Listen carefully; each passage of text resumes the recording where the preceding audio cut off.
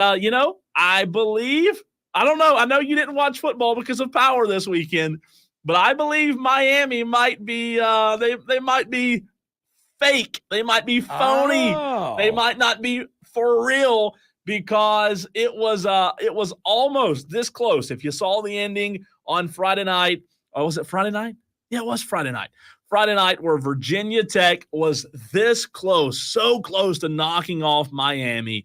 Again, Virginia Tech's a good team. They're not a great team, but Miami was this close to being in the exact same boat that Ole Miss was in, losing to Kentucky. That one surprised me. This ended up being a really wild weekend of football. Ole Miss went down. Miami almost went down. Alabama knocked off Georgia. For a weekend where you can't watch football, a lot of really crazy stuff happened. It really did. And man, I got my work cut out for me. So as soon as we get power back, I'm going back to rewatch all those games because, I late at night. I mean, I woke up at probably, midnight or 1 a.m. on Friday night, Saturday morning. Yeah. And all I see is a slew of the biggest names in sports radio and sports journalism tweeting, "Oh my God, what just happened? That was crazy." Not one of them said what happened. Yeah. I'm scrolling and scrolling and scrolling, and I'm seeing all these, "Oh my God, that was nuts," without ever reporting what actually just happened. That's so the way it took it me is. forever. I'm like, okay, something wild happened. You got to assume that means Miami lost. There was so much, man. You had Miami almost losing. You had Ole Miss getting beaten by Kentucky. You had Oklahoma not really looking good against Auburn. You had Colorado just absolutely whooping South Florida on Saturday. We had a couple of Tolos pick that one. They did. They looked really good. Yep. And then you had, obviously, the big one, Alabama, Georgia. I was lucky enough to be able to watch it. Oh, my word, is all I can say, Diesel. I have watched a lot of college football. And you're right. You said it best. What a weekend for us not to have power, right? Too bad this couldn't happen when Notre Dame was playing Georgia Tech in Ireland, right? Because nobody wants to watch DJU in Ireland. However, there were some really good games. And Georgia, Alabama, oh, my word. Bama with a huge lead. Georgia storms back, takes the lead, Diesel. And then Alabama with a play, one play drive. And I'll tell you this, man, there are some freshmen in the country in college football that are super impressive. Ohio State has one, in my opinion, but Hollywood Williams at Alabama, 17 years old, I don't know if I've ever seen a player like him. There was some really good football on Saturday. It's wild. And I've asked a couple of different guests sort of the similar question, that the way that high school athletes are being prepared to go off and play college football, the specialization that they receive, whether it's headed towards football or headed towards basketball or baseball or whatever, this specialization that they're getting at the younger and younger age sees them more and more prepared to be ready and be really good as freshmen. And they have to be, right? Because a lot of juniors go off to the NFL. Or they enter the transfer portal never to be heard from again, right? They get lost in there. Jeremiah Smith is the kid at Ohio State. I watched that game, and Ryan Williams at Alabama. Those two kids, 18 years old and 17 years old, I've seen a lot of college football receivers really impress me.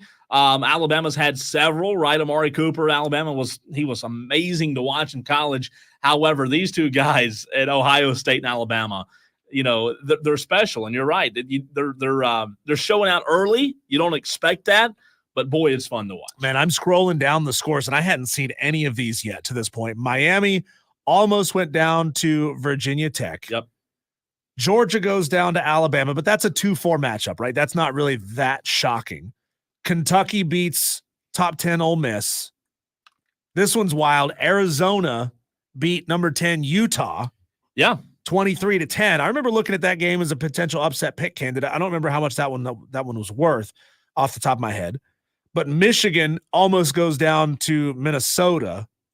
I mean, it was a wild weekend. And what's wild, you're right, nobody's shocked that Bama beat Georgia, but the way that Bama, 28-0, Diesel. Bama was up 28-0. I mean, they were kicking them. And Georgia storms back and makes it a game.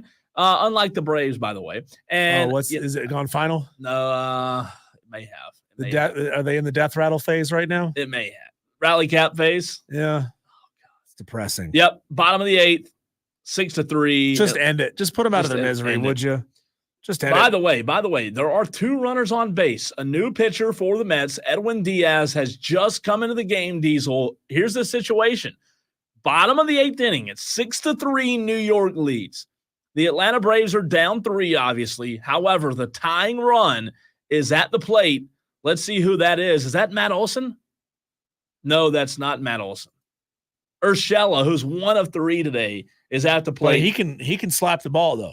I'm telling you. He can put one in play. The Braves aren't out of it yet. If they can put this one over the fence, it'll be tied. Ties the game. Home run ties the game. I don't know that it will, but it very well could. Yeah, just a wild weekend in college football, man. Boise State beat the tar out of Washington State. Great football game there. Texas A&M, Arkansas, great football game. BYU beat Baylor, which I think BYU were the underdogs in that game.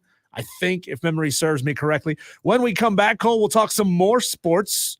We'll get into our daily wires, an update on what's going on out there today, right now in sports. That's coming up next.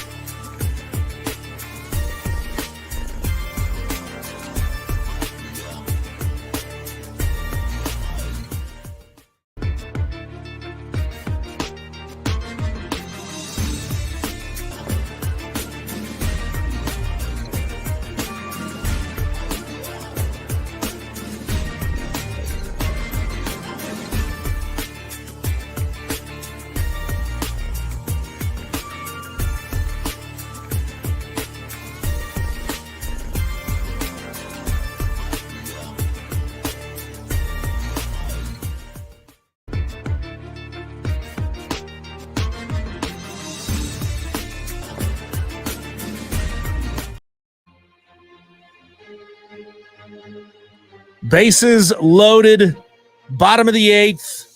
Atlanta Braves down 6-4. Oh, my God. To the New York Mets. Michael Harris just walked to load the bases. Kelnick came up with a ground ball single, which scored a run from third. Here we go. Runners advance. Ozzie Albies at the plate. Come on, Ozzie. Good eye. Pitcher's wild. He's throwing 5 straight balls. Pitcher is wild right now. Let him keep throwing. Yeah. Come on, Ozzie. That place is electric right They, now. Oh, my God. I wish I was there. Kelnick had a pinch runner. He advanced to second. They didn't throw down to get him. Come on. Harris walked Good eye. to Good eye. load the bag. That's 2 straight balls to Ozzie. Yeah. 6 straight for the Mets pitcher. Man, I bet it's wild down there. Oh, my God. I'm so nervous. In Truist Park right now. Can you imagine? Big cut. Foul ball. Shoot. So, Cole, we're going to update as much as we can while this is going on. This is bad radio just to sit here and watch baseball and do play-by-play. But these are your daily wires, the buzz happening around the sports world. If I start screaming, you know why. NBA Hall of Famer center Dikembe Mutombo has passed away at the age of 58. He suffered from brain cancer. He played 18 seasons with the Nuggets, Hawks, 76ers, Nets, Knicks, and Rockets. Also, not sports related, but actor and singer Chris Christopherson passed away over the weekend as well. Heather Dinich reports next week the Big Ten and the SEC. Oh, it's tied! It's tied! Oh, that might tie. That might tie. It's 2 tied. runs are coming in. It's 2 tied. runs are coming in. Tied.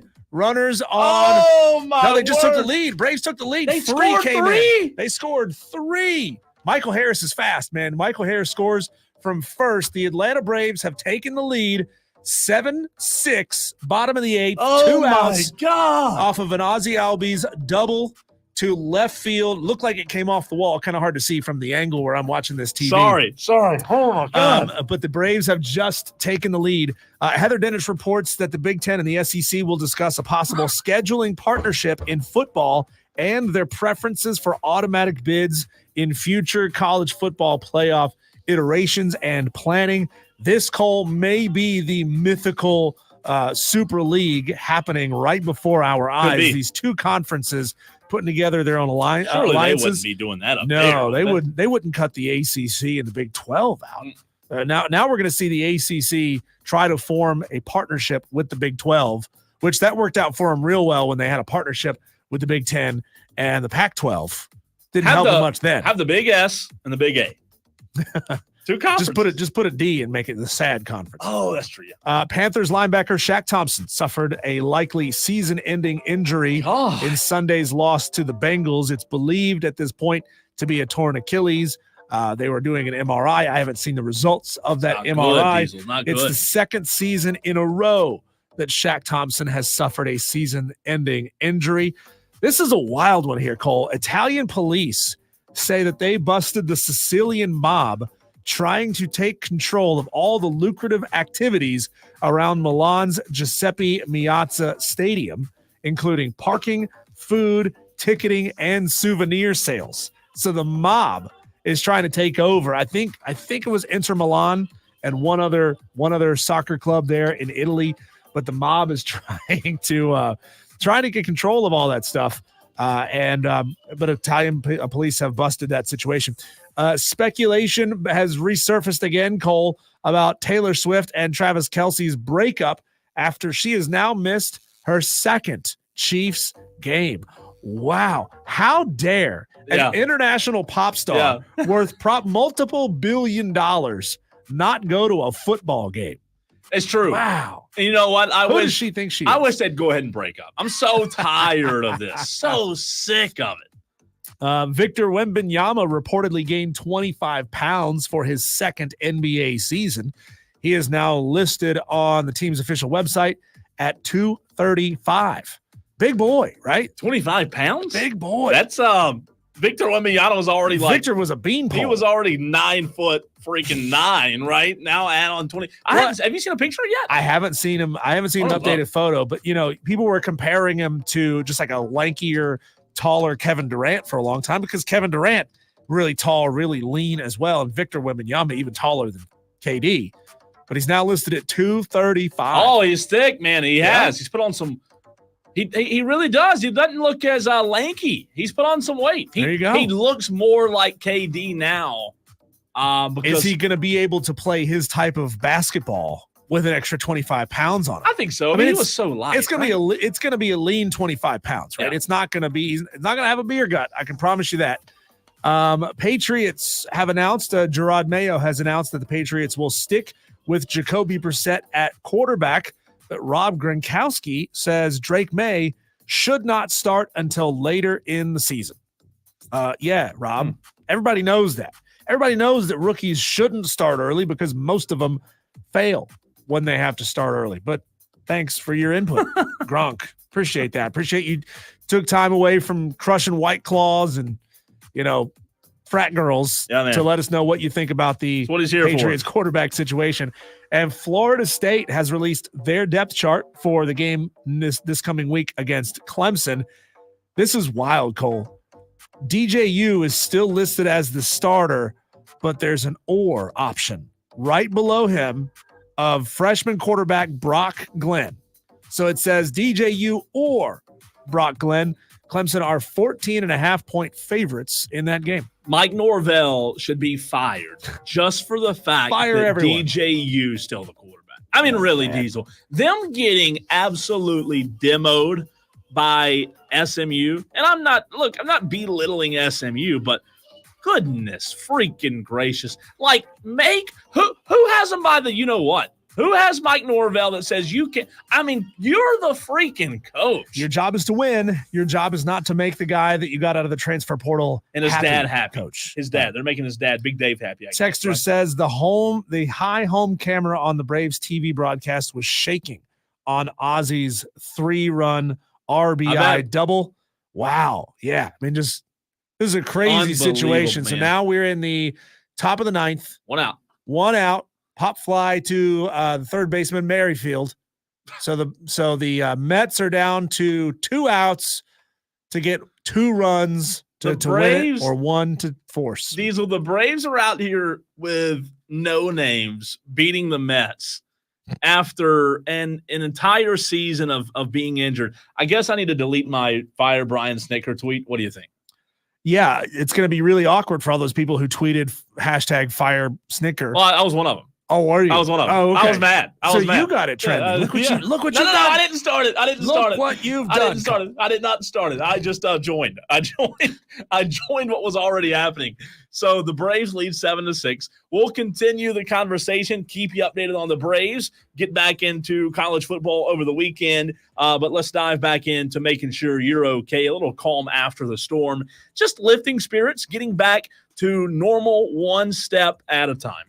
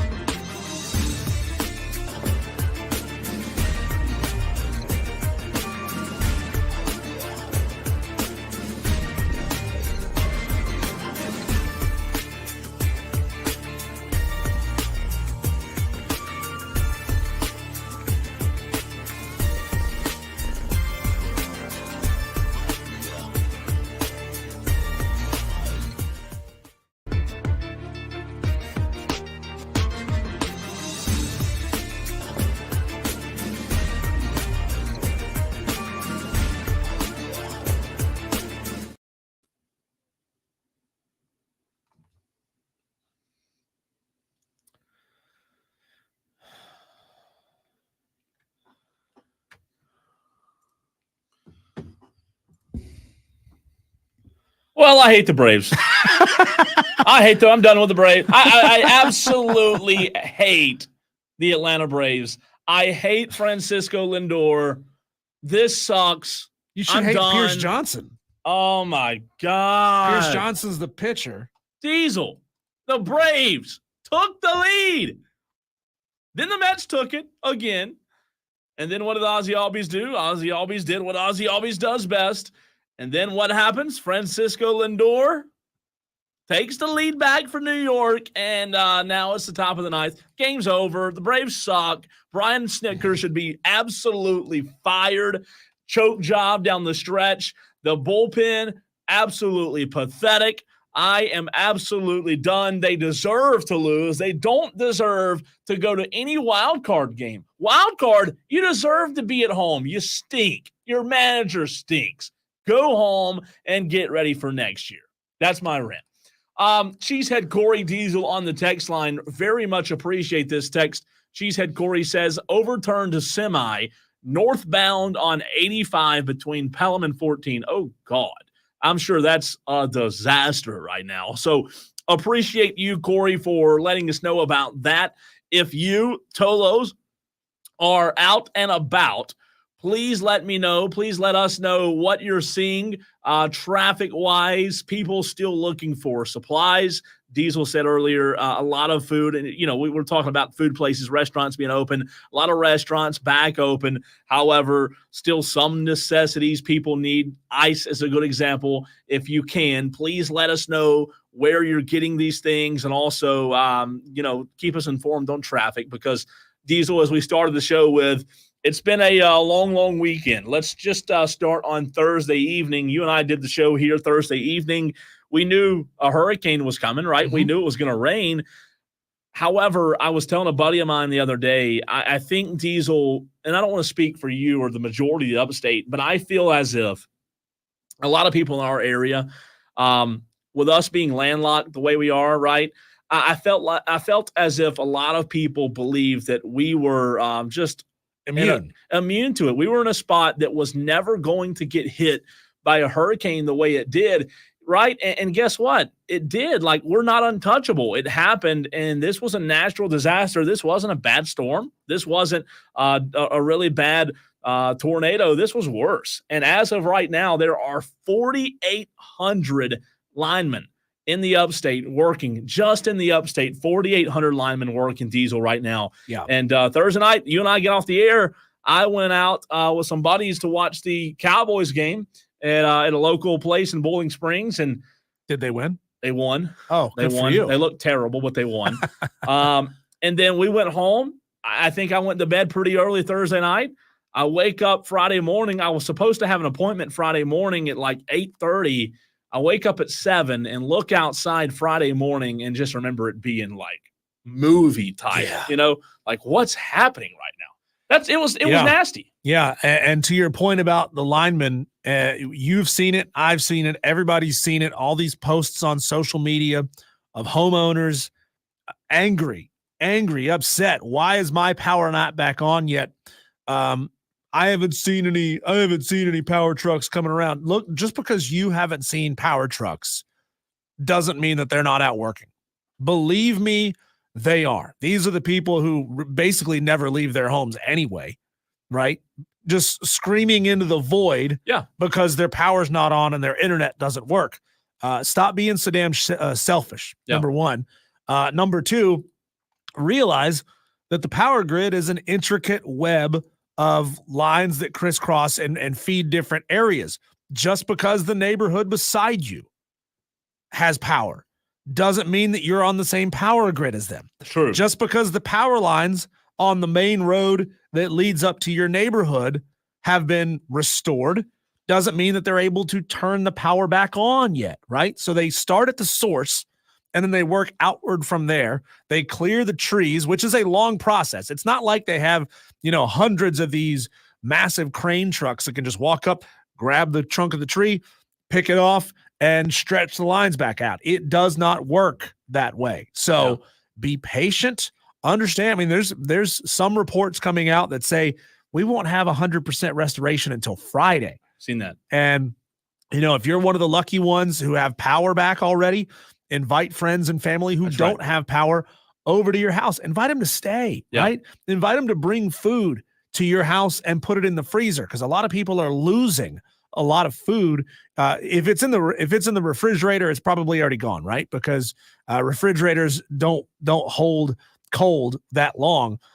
A lot of people are already starting to lose food that's in their freezers. So have some compassion, help people out. I mean, even if you got a next door neighbor, and I know I do, a next door neighbor that I'm not a particularly big fan of, if I had a functioning generator, I would offer to let them plug their freezer into the functioning generator and to keep their food safe. That's what it's all about, man. Like, you're right. You should, right now in these times of need, you should be helping your neighbors. That's what it's all about. You know what? I feel the same way as you. And Diesel, I'm one of the very fortunate ones that my power came on yesterday. So I have power, and I put it on Facebook, and I'll say it again yesterday. I mean, I have it. If you need a place to charge your phone, to Diesel's point, or take a shower or cook a meal. I don't have much food, but if you have food and want to cook a hot meal, my house is open. And I mean that. I really do. We're supposed to be here for our neighbors during this time, and everybody's struggling with it, right? It's not just one person.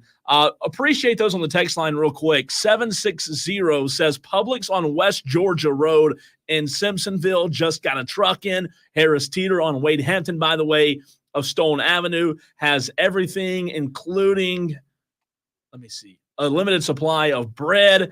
Texter from the 262s chimes in on the text line, Diesel, and says Greer First Baptist will be open until 5 if you need to get ice or want coffee. Appreciate you, Tolos, for letting us know what's going on. Several churches, community event sites are doing that kind of thing, Diesel. Domino's in Boiling Springs yesterday, they said we're giving away every pizza in the store.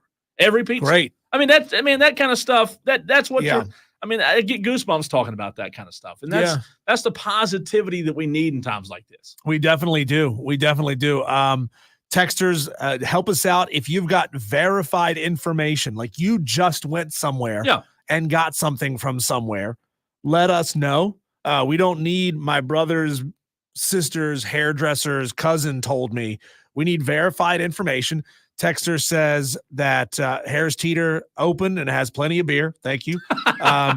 Texter, so any information you can pass along, let us know. For example, I was out earlier today. I stopped by Home Depot on Woodruff Road in Greenville just to see if I could get a generator, right?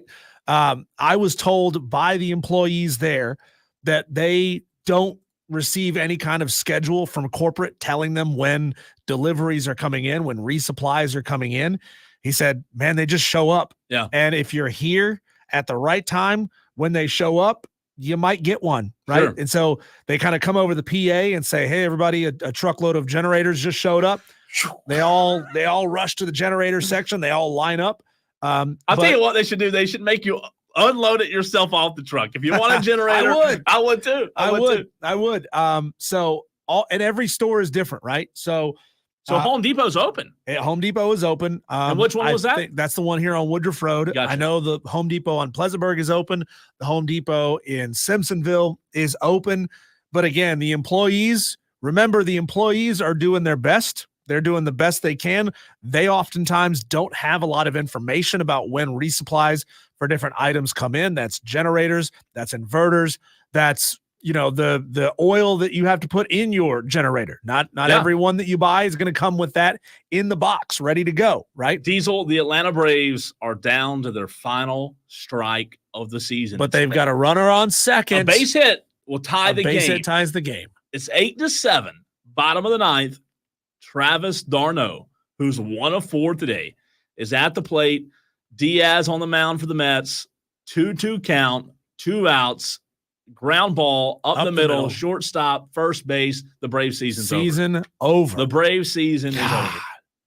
That's sucks. They suck. They stink. I'm sorry. They stink. Right? They stink. And you know what? You and I started the show in what? March? Mm-hmm. March or so, and the Braves had just started, A lot of injuries. We'll get to the Braves. We're talking, life right now in Storm, but that's just brutal. The Braves, so many injuries. fire Brian Snitker, clean house. You got to do better. You had the lead. You blew the lead. The season's over. But here's a really important piece of information for anybody who is really struggling and dealing with a lot of property damage. This comes directly from FEMA. Okay. This is directly from FEMA. If you were impacted by Hurricane Helene, you may be eligible to receive disaster relief assistance from FEMA. This funding could help pay for essential items, temporary housing assistance, repairs to your home, and more. There are 3 ways to apply for this federal FEMA assistance. Visit disasterassistance.gov. That's disasterassistance.gov. You can call 1-800-621-3362, 1-800-621-3362, or you can use the FEMA app. It's obviously more difficult now with a lot of people with their internet out, can't even download the app, let alone use the app.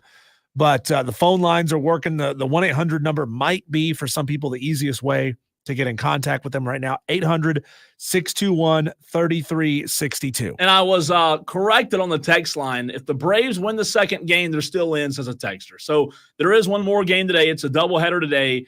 Diesel and I were talking about that before the show today. I don't have faith. I don't have faith. I don't have faith. Appreciate those Tolos on the text line, though, correcting me. You're right. It is a doubleheader. You're right. I know, but I don't have faith. Also, texter said, remind those who are running generators to be sure to turn off your main breaker. I did see that from someone on Facebook today. So again, if you're running a generator, be sure to turn off your main breaker. I don't have a generator, so I don't know a ton. Explain that to me, texter. Turning off your main generator to the house? Main breaker to the house? Main breaker to the house? Right? I think Is that what you mean? I think so. Again, I don't have a generator, so I'm not a generator expert. However, texter, we appreciate that info. Please let us know. Again, the phone lines are open. 844-FAN-PHONE. That's 844-326-3663. That's the renewal by Anderson of the Carolinas Fan Phone. Diesel, Friday night was absolutely horrible. I'm glad Friday night's over. You know, today being Monday, I think today's better than yesterday. Sure. And I think tomorrow will be better than today. And I think we'll continue to get better and better. But Friday, I was here. By the way, the Chinese restaurant across the street, right? You know, stayed open during the hurricane. It was open Friday at 11 a.m. Love it. So I had lunch there Friday. We can shout them out. That's Oriental House. Oh, were we allowed to say that? Yeah. Okay. Well, Friday, by the time I was off the air, there were cars parked here. People were flooding to Oriental House because it was one of the only places open. And that place survived a fire a couple of years ago. Yeah, they're unstoppable. Nothing can stop them. Also, so I leave here Friday. I have a few errands to run. Diesel, I go by Publix in Bowling Springs where I live. It was a madhouse. I tried to get gas Friday evening, and the scenes that I saw at the gas station, you know, like we all have those moments in life that you'll remember forever. The scenes that I saw at the Quick Trip and at the Raceway on Friday evening as people were lined up for gas, I don't mean just like lined up 5-6 in a row. I mean out the driveway, down the highway, back down the exit ramp of the interstate. I don't think I've ever seen the way people were freaking out and panicking. And I think one lesson that we all need to remember is during times like this, I don't think panic is the right answer. Panicking, I don't think does anything well for anybody.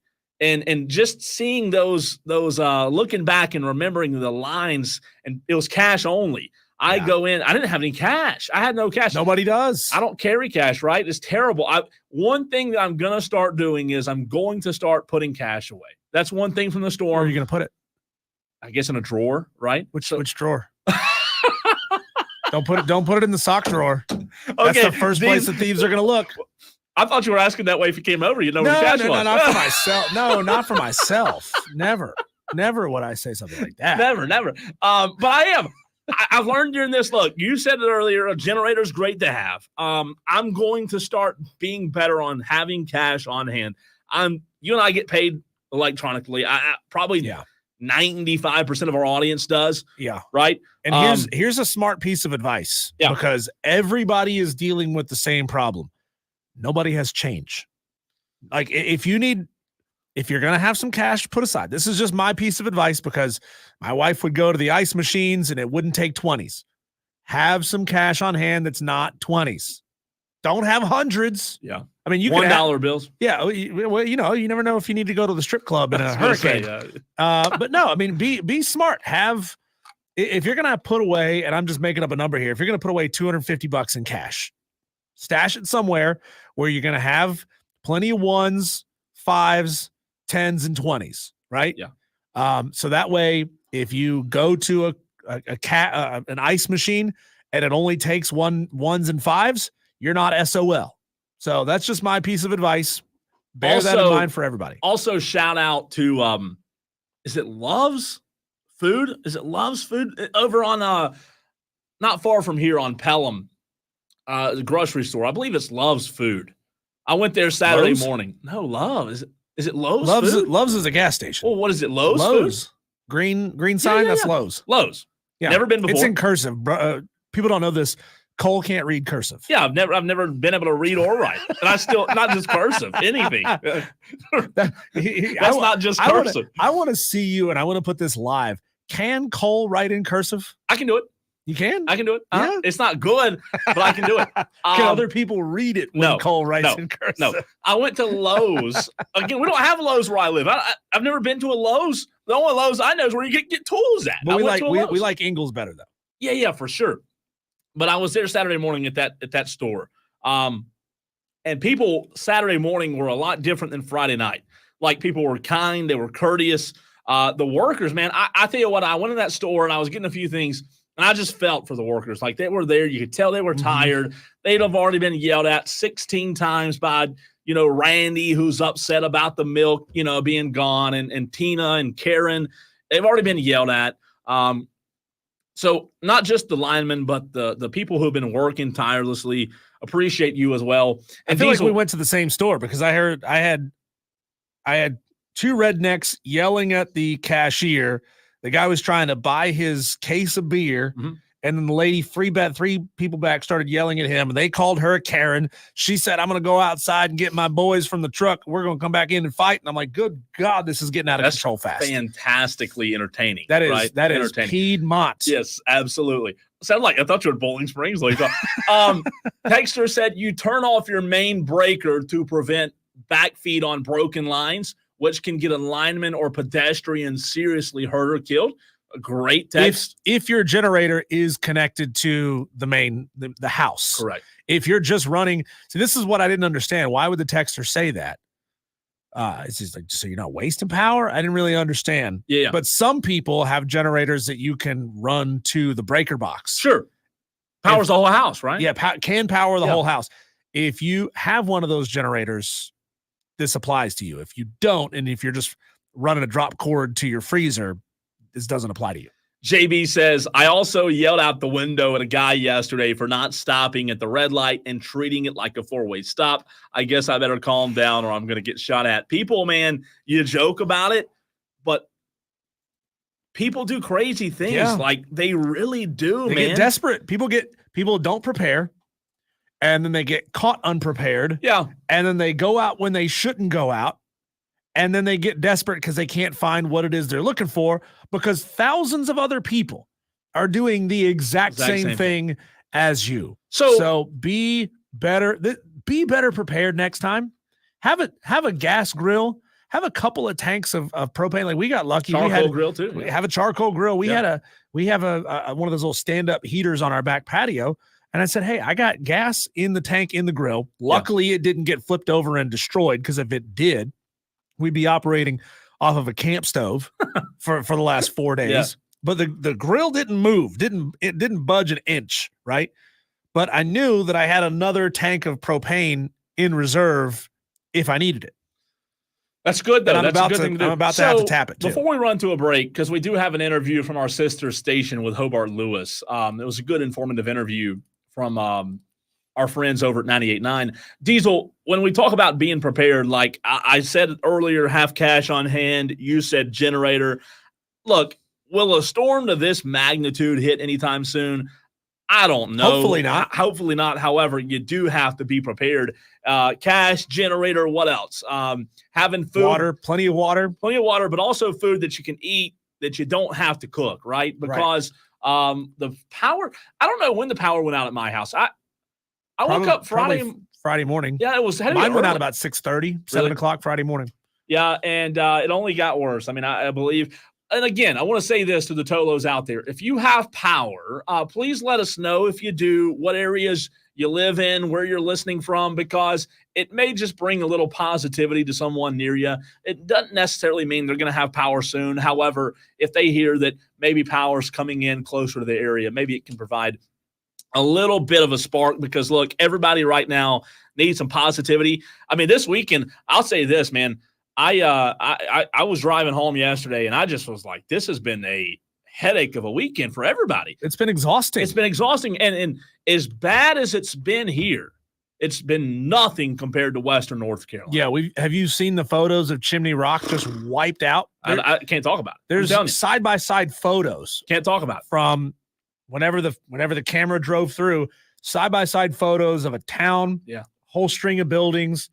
And then the next photo is they're all gone. Tell you, man, Chimney Rock, Lake Lure, it's one of my favorite places. They're gonna spend years getting all that trash out of the water in Lake Lure, because that's bad. I was just up there a few months ago, man. I was just up there at Lake Lure. Went hiking at Chimney Rock and drove through that town. Like, this was maybe August, maybe July. And I'm telling you, man, that's one of my favorite places in the world.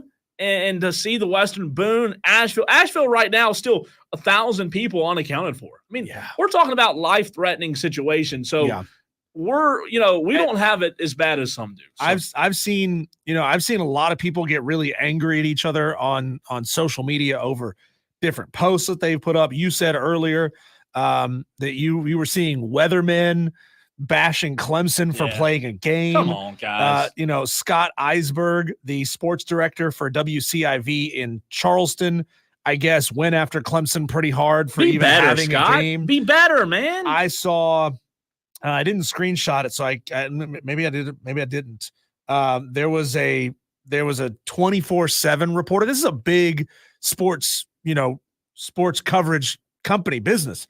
A guy who covers UNC Tar Heels for 24/7 was tweeting things like, "What's the matter, Boone? A little rain's going to stop you from having a game," without realizing that downtown Boone was underwater. Literally. A river raged through downtown Boone.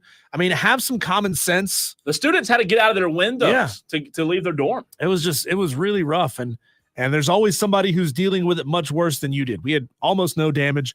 We've had hot water the whole time. We've had gas to cook food on the grill. So we've been doing okay over at our house. But we'll make it, man. There's other people who are not, who don't have any of those things. Listen, so the last thing I'll show say, the compassion. We're getting better. We're getting there. It's still a lot of people without power. But as I heard earlier, somebody, I think it was Hobart Lewis, who we'll hear from, he said, today's better than yesterday. Tomorrow will be better than today. One step at a time. We're going to get through this. Yeah, we'll play that interview for you next, as heard on our sister station, WORD 98.9.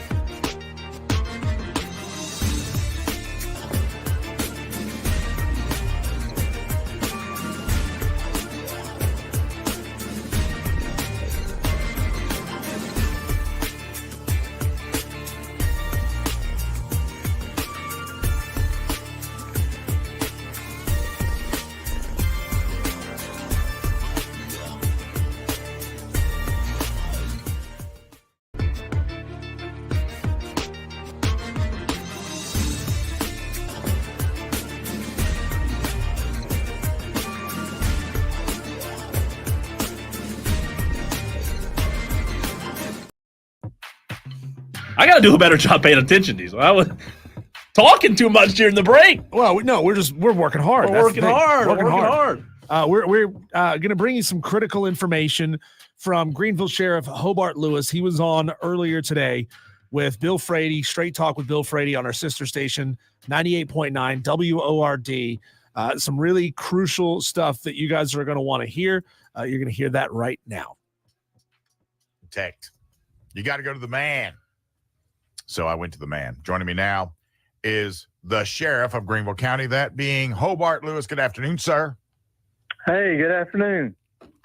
So I'm curious, with permitless carry, because it's an hour. How much of the Wild West has it become in the upstate of South Carolina? Listen close. Yeah, we'll just let him get a couple answers. It really hadn't at all, to be quite honest. We hadn't had any calls for service here. 6 minutes. That's a shock to folks, but I think in the last year and a half, we've had one person call about a open carry situation in a convenience store, but that was only due to the fact they felt like this person was a convicted felon, and that was not the case. But this is not. That's the only call we've had.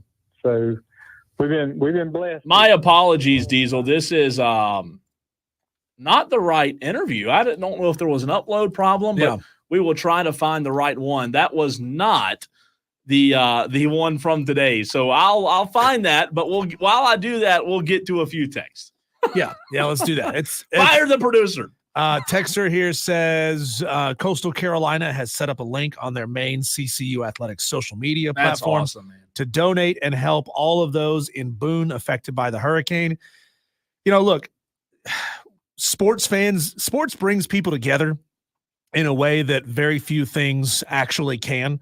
And, in the few short years that Coastal Carolina and App State have been in the same conference together, they've built a pretty heated, nasty rivalry. And it's really fantastic to see when situations get real, when it gets dangerous, when it gets bad, all of that stuff goes away. Sure. So, it should, right? Like I'm sure we have Clemson and South Carolina fans who would call in and say, I hate everyone who wears the other color in this rivalry. But when it really comes down to it, you don't really hate that person, do you? You empathize with that person. You feel for that person because you realize we're all in this together. So, situations like this, it's terrible when these things happen, but they also bring people together in a way that nothing else can, right? You're in a stadium on a Saturday, you're screaming at each other, you're throwing middle fingers at each other, but when something bad happens, you come together, and that's really fantastic to see. And that's what you're supposed to do. It really is, because, and I know we're talking about that tweet from Coastal Carolina. At the end of the day, that's exactly right. That is exactly what you're supposed to do. So we'll get back to Hobart Lewis, Diesel, but we do have Duke Energy's Ryan Mosier giving some good updates. On Friday, we heard from Kerry Johnson of Broad River Electric. We know that most of the upstate, you guys have Duke and Broad River Electric. A few of you may have a Lawrence Cooperative and a few other carriers in terms of energy. But here is Ryan Mosier of Duke Energy. Again, brought to you by our sister station, 98.9 WORD. Appreciate them for having him on earlier today. Now from Duke Power is Ryan Mosier. Thank you for joining me, sir. Hey, thanks for having me. So I know that you've been hearing a lot about this and everything else. There's some people that are look at you guys as, somebody takes off their clothes in a phone booth and comes out with an S on their chest. And some people are a little confused. You guys are out there and you guys are rolling heavy, aren't you? We have a tremendous number of resources in the field as we speak. We've had both our folks that work here in the upstate area who also don't have power, most of them at this time, but also thousands of additional resources that we've brought in over the last few days to help us deal with this natural disaster that showed up on our doorstep a couple of days ago. Now, when something like this occurs and you get out there and you start looking for crews to help you out, that's just not something that's just going to happen, right? There's going to be there's a bit of logistics involved in this. There's a bit of spin up. They got to travel to get here. Then they got to get here and muster. And then I'm sure somebody from, say, Duke Power shows up and says, this is where we would like for you to go. Shows it to them on a map. They got to get there. They're in unfamiliar territory. It's not just something that just happens, is it? Duke Energy is part of what I like to call a brotherhood when it comes to other utilities and the line workers who work for them. So we have this thing in the industry called mutual assistance, and that's what you're talking about. And so basically that means, and we have agreements in place where if one region of the country, one state, one utility is having a significant event where they need help, they raise a hand and folks who are unaffected come running. And we do the same thing. We respond to the Gulf, or we respond to the coast during hurricane season and such. As far as how long it takes, they see the same forecast we see. And so they know that there's something coming that's going to affect the Southeast. And so they get put on alert, and we make calls and we make sure we understand who's available, how many are available, and what we can hope to receive once the storm passes and we see what the damage is. But we do that in advance too. We had hundreds of people here in the upstate from other utilities who were ready when the storm came through. And then we've continued to bring hundreds, thousands actually, of additional resources in. So it's something they do. That's something they do all the time. It's something we do all the time. So it doesn't take too long to get them up and running. And they are charging hard today throughout the upstate. Talking to Ryan Mosier from Duke Power. Do we have any idea how many guys you got out there right now trying to work this out? Yeah, we've got nearly 4,800 skilled technicians, line workers, and the type who are out in the field right now from as many as 20 states in Canada, to include our folks from right here in the upstate. I am speaking with Ryan Mosier from Duke Power. I got a quick question that I don't know the answer to on the text line, sir. I'm being asked about Generac users. So when things come back online, do they need to do anything special? I know with some of these other generators, you knock the main power off, so that's not really going to be a big issue. Do you know anything about that?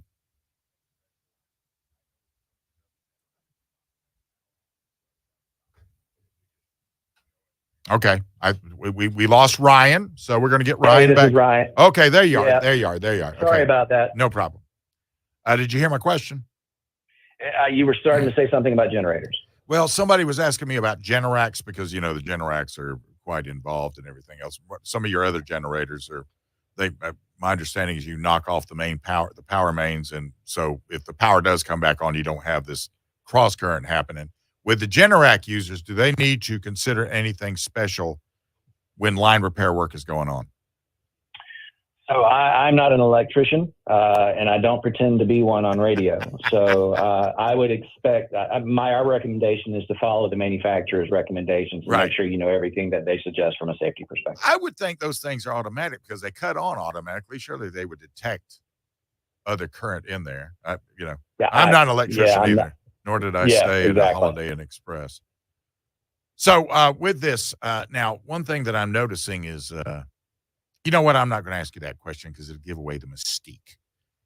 I'm not going to ask you that question. Let's move on to something with a little more meat and potatoes with this. You guys are going to be doing this 24 hours a day until it's done, aren't you? We are not going to rest until we have the last customer restored. And that's why we have so many resources out there today.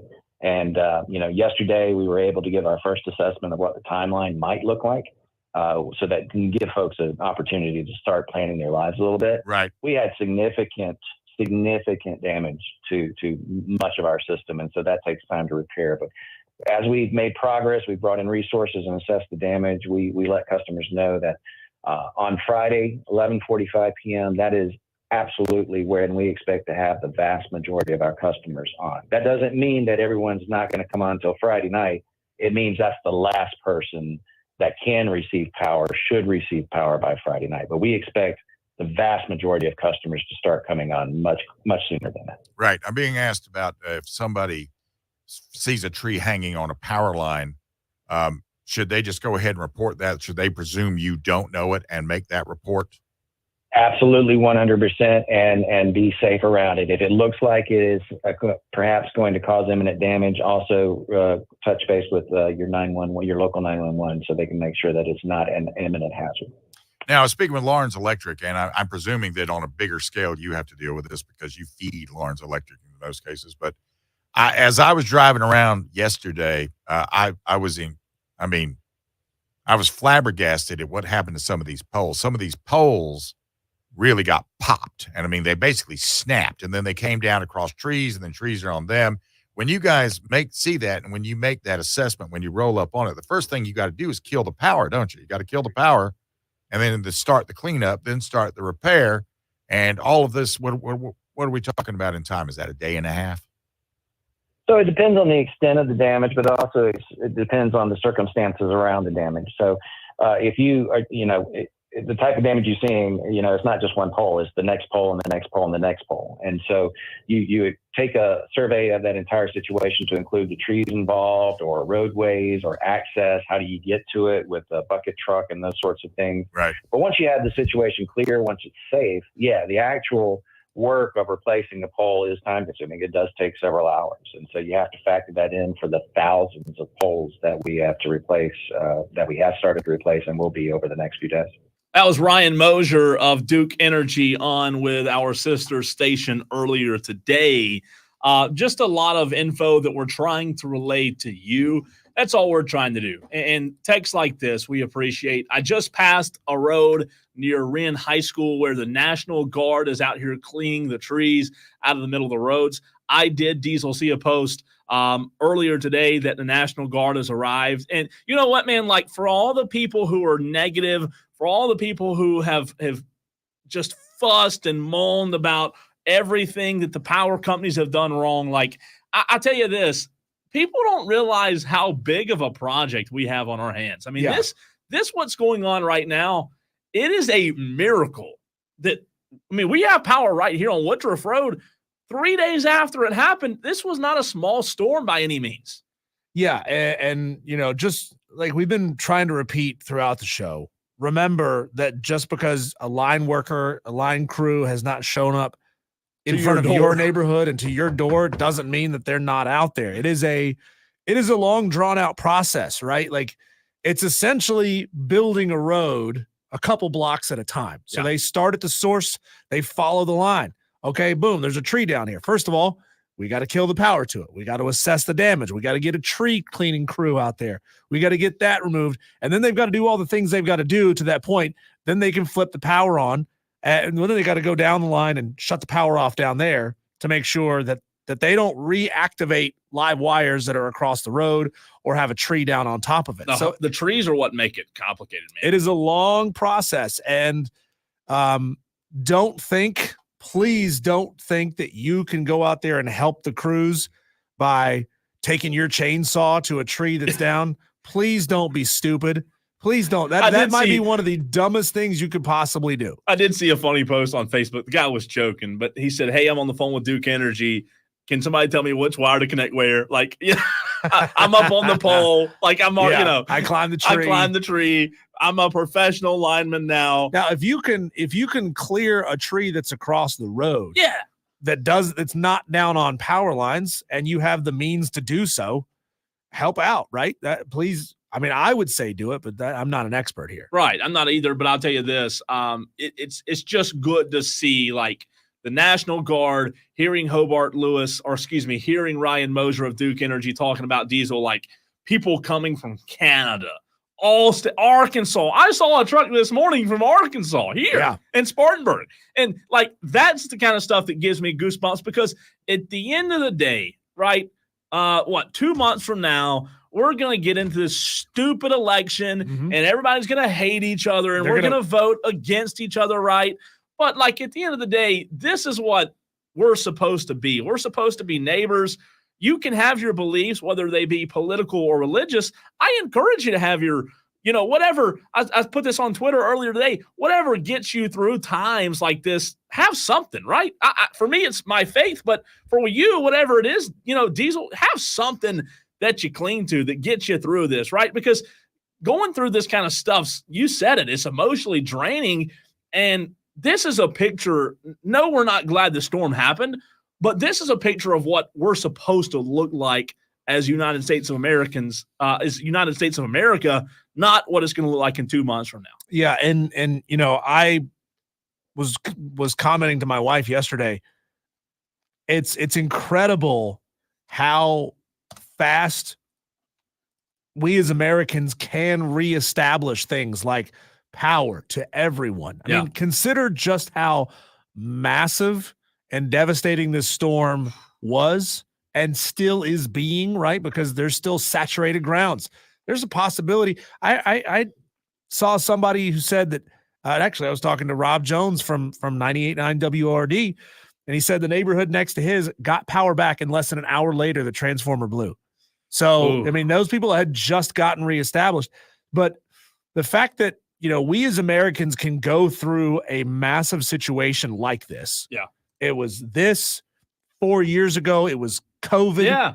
And just how rapidly we can get back onto our feet is really a testament to just this country and who we are and what we're set up to do and how we're set up to do things. I mean, you heard the gentleman there from Duke Power saying we had crews on standby. So as soon as they get the call, bam, they crank the engine and they drive. And that's awesome. Right? These are crews from Texas and Arkansas so great. and the Midwest that are driving 2 days to get here. So there's crews that departed Arkansas on Friday morning, and they got here Saturday afternoon, yeah. and they got started working. And then they got to stage. They got to get their information. They got to get their orders. They got to get maps. They got to figure out where the hell they are.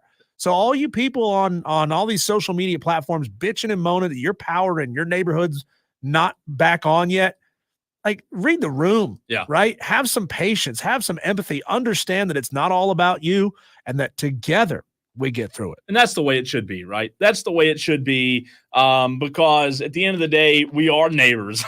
As much as the media, as much as politics try to divide us, that's what we are. We're neighbors. We're supposed to be there for one another. We're supposed to help each other out. Texter says, I am very thankful and appreciative for all the first responders and line workers, everybody working in the upstate to help restore power. And, there's a big intersection in Malden where I've seen police out there directing traffic at that intersection. There's not enough police officers to put a uniformed officer at every single intersection all over the upstate. I know people are mad that they've got to stop and do a four-way stop situation, that there's not somebody out there directing traffic. But if they put every cop at an intersection directing traffic, there'd be nobody left to do what all the other things that cops have to do. Absolutely. It'd be a tragedy. It really would. And you think about it, the way that these cops are paid, I mean, the numbers, we don't have the numbers, but to your point, they're doing a great job. And I appreciate the first responders as well. We'll get into a little bit of the Alabama-Georgia game. Is Alabama the best team in the country? Next.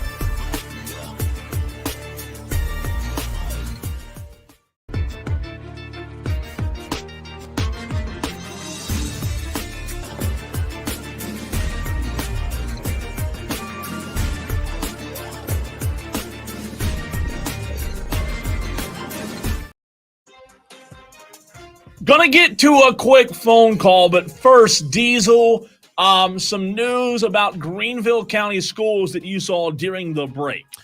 Yeah, we got a notification from our sales manager, says Greenville County Schools canceled for the week. Again, parents, TOLOs with kids, Greenville County Schools are canceled for the week. There you go. That means no activities, no practice, no high school football for the second week in a row. So I have an idea of what they'll do to get these games in. I'll share that in the next hour. Let's go to the phones. JD wants to chime in. What's up, JD? Hey, gentlemen, thank you as always for taking my call. Listen, man, the pandemonium here in the upstate is nothing that I could have possibly imagined.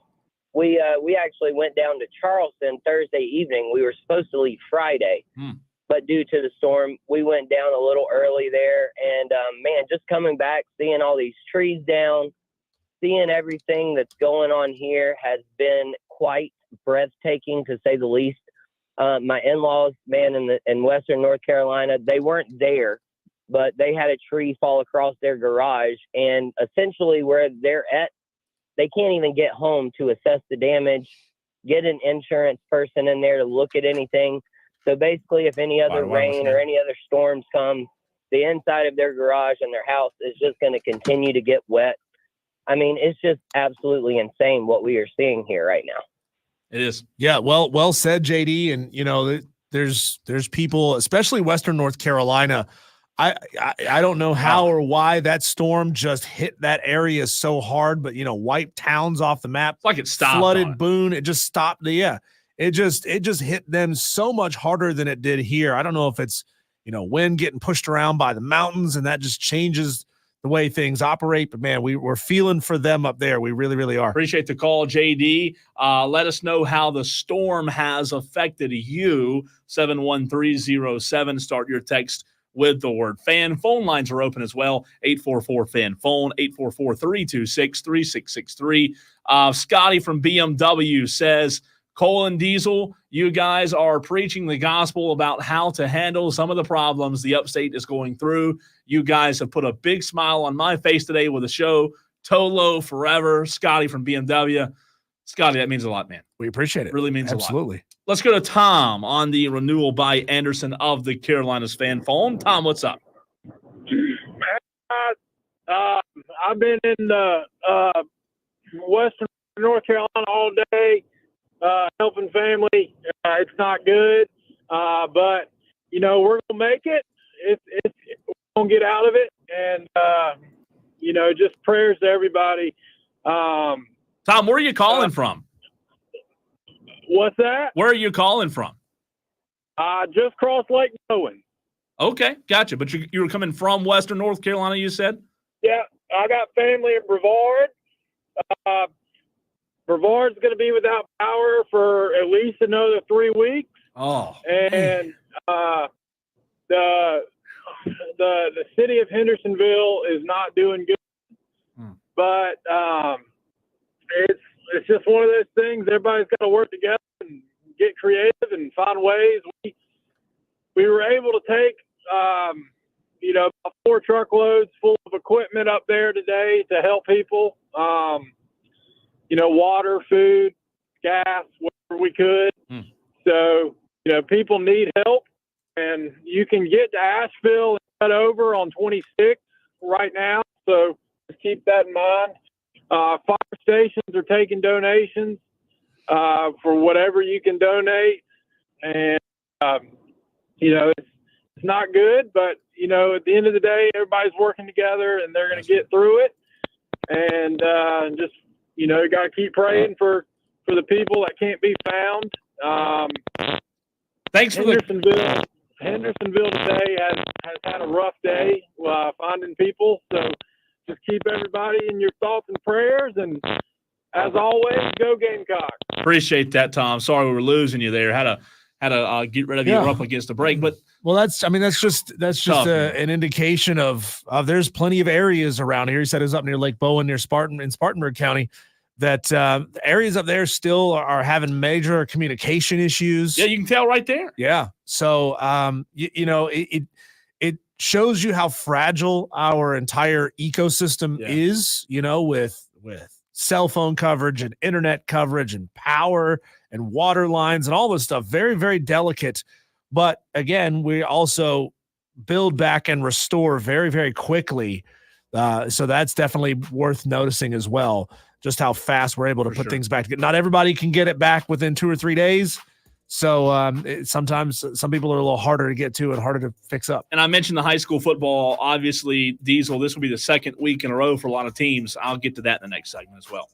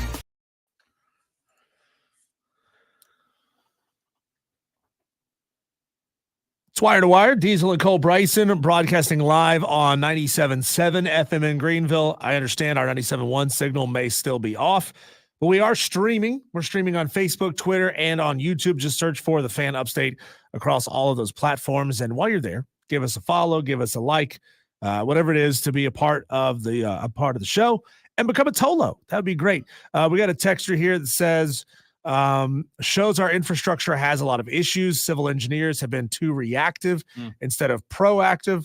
Their job is to plan, not react when it goes sideways. Sorry to rant. Yeah, texter, I mean, there's some truth to what you're saying there. But without overhauling the system, and I'm in no way, shape, or form a civil engineer. I haven't even watched a YouTube video about it, but I mean, there are certainly ways where we could decide, hey, guess what, everybody? We're going to bury every single power line in the entire state, and we will never have this issue ever again. Well, mine are. Until something happens that severs the line or breaks down the main generation system. And so you're talking about, I'm not saying this is impossible. I'm saying it would be difficult to re-engineer everything across the entire state. That would take decades to achieve something like that. I mean, my neighborhood has buried power lines, but most neighborhoods don't. I mean, we're looking outside of the building. There's power poles everywhere. They put up the power poles because unless there's a major storm that comes through, it's the easiest way to work on power lines is when they're above ground and exposed, because otherwise they got to get out excavators and they got to dig the ground up and they got to do all this. So are there ways to potentially improve the system? Sure, there are. But, I mean, I'm not smart enough to comment on the best ways to do that. And I'll say this. I've heard a lot of people saying, we should have done this or should have prepared this way, should have prepared that way. Look, all those things have truth, but I'll say, Diesel, sometimes you just can't. Sometimes when Hurricane Katrina hit, guess what? It wasn't because they were unprepared, right? Like it was devastation. Sometimes you just can't. Yeah, preparing helps, but preparing, I mean, sometimes there's just not much you can do. And I'm not familiar with the Charleston area, the Myrtle Beach, the coastal areas of this state. I don't know if they operate with the same above ground power lines as we do. If they're dealing with the exact same infrastructure systems that we have, or if they've buried their power lines to maybe help mitigate some of the issues. I think you could do a lot of burying of power lines and other things to mitigate the issues, but you can't eliminate the issues. It's impossible. When all it takes is one tree coming down on the line somewhere to put thousands of people out of power, then yeah, I mean, we have major limitations with our system. I'm not saying that we don't. Texter, and look, I'm going to read this because we read every text on the show. It's not particularly constructive. It's not particularly constructive, but the texter says that same guy would probably complain if they tried to raise his taxes for us to redo his infrastructure issue. TOLO on TOLO violence. Yeah, TOLO on TOLO. I mean, it's a thing, right? Like we would have to raise taxes to pay for something like that. And there are people who would shut it down because you're not going to raise my taxes for anything, by God, even if it's for something I actually want and would benefit from. I want to get back to something Kerry Johnson said on Friday, Diesel, with me. But first, I want to remind the Tolos out there, if you just tuned us in for the very first time, we appreciate you doing so. He's Diesel. I'm Cole Bryson, and I want to hear from you. 71307 is the text line. Start your text with the word fan. Phone lines are also open, 844-FAN-PHONE. That's phone with an F, 844-326-3663. We'd love to hear from you. If you just need somebody to talk to, to call us. We'll talk to you. If it'll make your day brighter, we'll certainly do that. You can call and talk sports with us. That's right. We would love for you to call and talk sports with us. Hurricane weather, whatever you want to talk about, right? That's what we're here for. Diesel, Friday, something that was very intriguing when I was talking to Kerry Johnson of Broad River. He said, being in the industry that he's in, they look for fast saturation to the ground. And that's what we had on Friday. You woke up to it. I woke up to it. The ground became saturated so quickly that Kerry said that when those trees that are top heavy, right? Because you and I have both seen a lot of trees with large root systems be toppled. Well, when those trees are heavily saturated at the bottom, those roots almost become useless. Yeah. The roots are still there. However, that much water that quickly, it's almost like sometimes you've seen videos, it's almost like they're floating. It's almost like they just come, almost unbuckled. And then you get the high winds at the very tops of the trees. By the way, those are heavy, trees. Yes. He said it. It's what they call a perfect storm for a bad storm. And that's what happened in a lot of these areas. And a big part of the power being out is the trees. Yeah, and in our neighborhood in particular, and I've seen this in what little driving around I've done, I'm seeing a lot of people with Leland cypresses that have come down. Those trees get huge. They get very tall very quickly. I don't know the root structure of a Leland cypress. Big trees, though, right? They are big trees, and it's a big old windsock, right? It catches a lot of wind, and it just takes those things right over. They get very tall and get very wide, but the trunk of the tree is only about a foot across. So now you've got a situation where you got something real heavy that can topple over. We got a lot of text messages that have come through. Texter says, I work for the water system, and we've been working 18-hour days since Friday to make sure that water is still flowing. Lots of pumps and such that we need to keep running during this time. Wow. Texter, number one, thank you so much for what it is you do.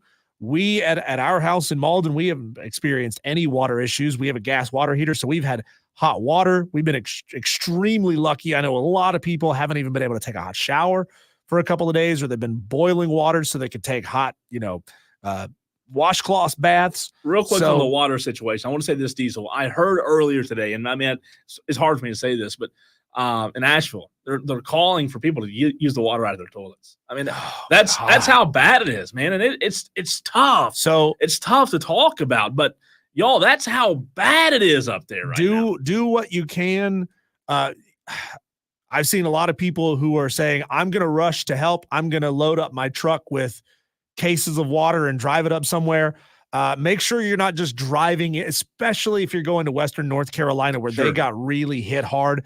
Don't just drive into town like a white knight on a horse and say, I've got all this stuff to give away for free. Look up what the local administration are doing. Call some officials. Churches. Say, how can I help? Where can I bring this? There are staging areas, for example. I saw that there's a staging area somewhere in like Morganton, North Carolina, to airlift supplies into Asheville. So they are already organized, right? They are getting things going the best they possibly can. And they would love to have your help and they would love to have your aid, but bring it to them. Bring it to their staging area. Don't just drive into town with a truckload full of supplies and start giving it away. Take it to the appropriate places and to the appropriate people. Texter says, let's see here. God, a lot of these text messages kind of get jumbled up here. A lot coming in. Texter said, you both made me smile, still without power, but I'm just rolling with the tide. Go Bama. Appreciate that. Big one. Is that Bama Springer texting in? Another texter here says, this is Trey from Kentucky, says, house was safe by the grace of God. 6 trees down around the house. Hope to have power as soon as possible. I mean, I spoke to Lonzo. He was still here when I got here earlier today. Oh, yeah. He said he had a bunch of trees come down. One went down and clipped his wife's rear window wiper but didn't hit the car. Close. I mean, that's you're talking about an inch to the right or to the left, and now that car is damaged. I'll tell you this, my grandparents had a big pine tree in their backyard fall backwards toward their neighbor. And I'm talking about pine tree as big as this from that desk. I mean, huge, massive, massive. And it clipped their gutter. I mean, 2 more feet. And you're talking about done. The house is done. My cousin's house in Black Mountain, North Carolina had 2 trees come down on our house. Also, I did want to bring this back up. I saw this earlier today. If you're in the Duncan, Lyman, Reedville area and need a place for a shower, First Baptist Lyman at 80 Gross Road they've opened their gym. Anyone that needs a warm shower, just they say bring your own towels if you can. If not, they'll provide them for you. But if you do have your own towels, bring them. They'll be open today and tomorrow. twice tomorrow. They will have a little break during lunch, but they will continue to be open during the rest of the week. So, again, that's First Baptist Lyman if you need a place to take a shower. And if you missed it, as soon as we came on at 5 o'clock, Diesel, we got an email from one of our Odyssey team members that Greenville's closed for the week. So yes, we did. Obviously, that affects high school football a lot because you can't have activities. And look, I've told several people this week, friends of mine, and also people who do the same thing that you and I do for a living, who have been so concerned about high school football. And I told somebody today, high school football, we love it. I love it. I don't know many people that love it more than I do.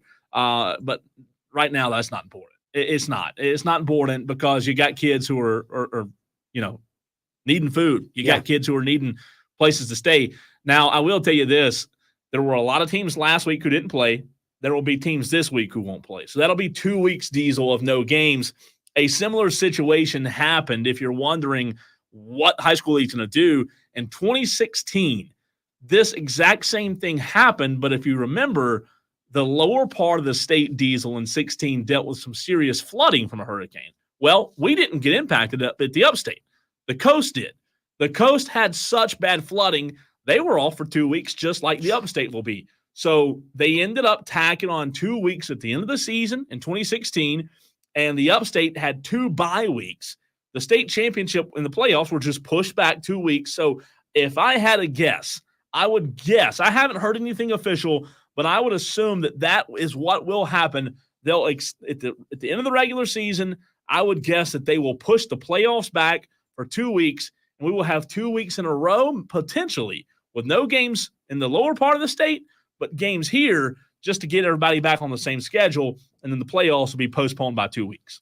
We have a texter here. This is something we got into earlier in the show, but happy to go back to it because it certainly applies. It's certainly relevant. Mm-hmm. Texter asks, I meant to ask how y'all felt about Clemson playing their game despite all this going on, plus Georgia State and the Carolina Panthers playing their games. We got into that earlier, and, I don't have a problem with Clemson playing their game. I don't have a problem with the Carolina Panthers playing their game. I don't have a problem with Georgia State playing their game, so long as it was safe to do so, meaning the roads were open and you could access those tailgate areas and access those stadiums, and that you didn't have a lot of trees down that would be dangerous for people to get in and around in the parking lots, no lines down in and around the parking lots and the tailgate areas.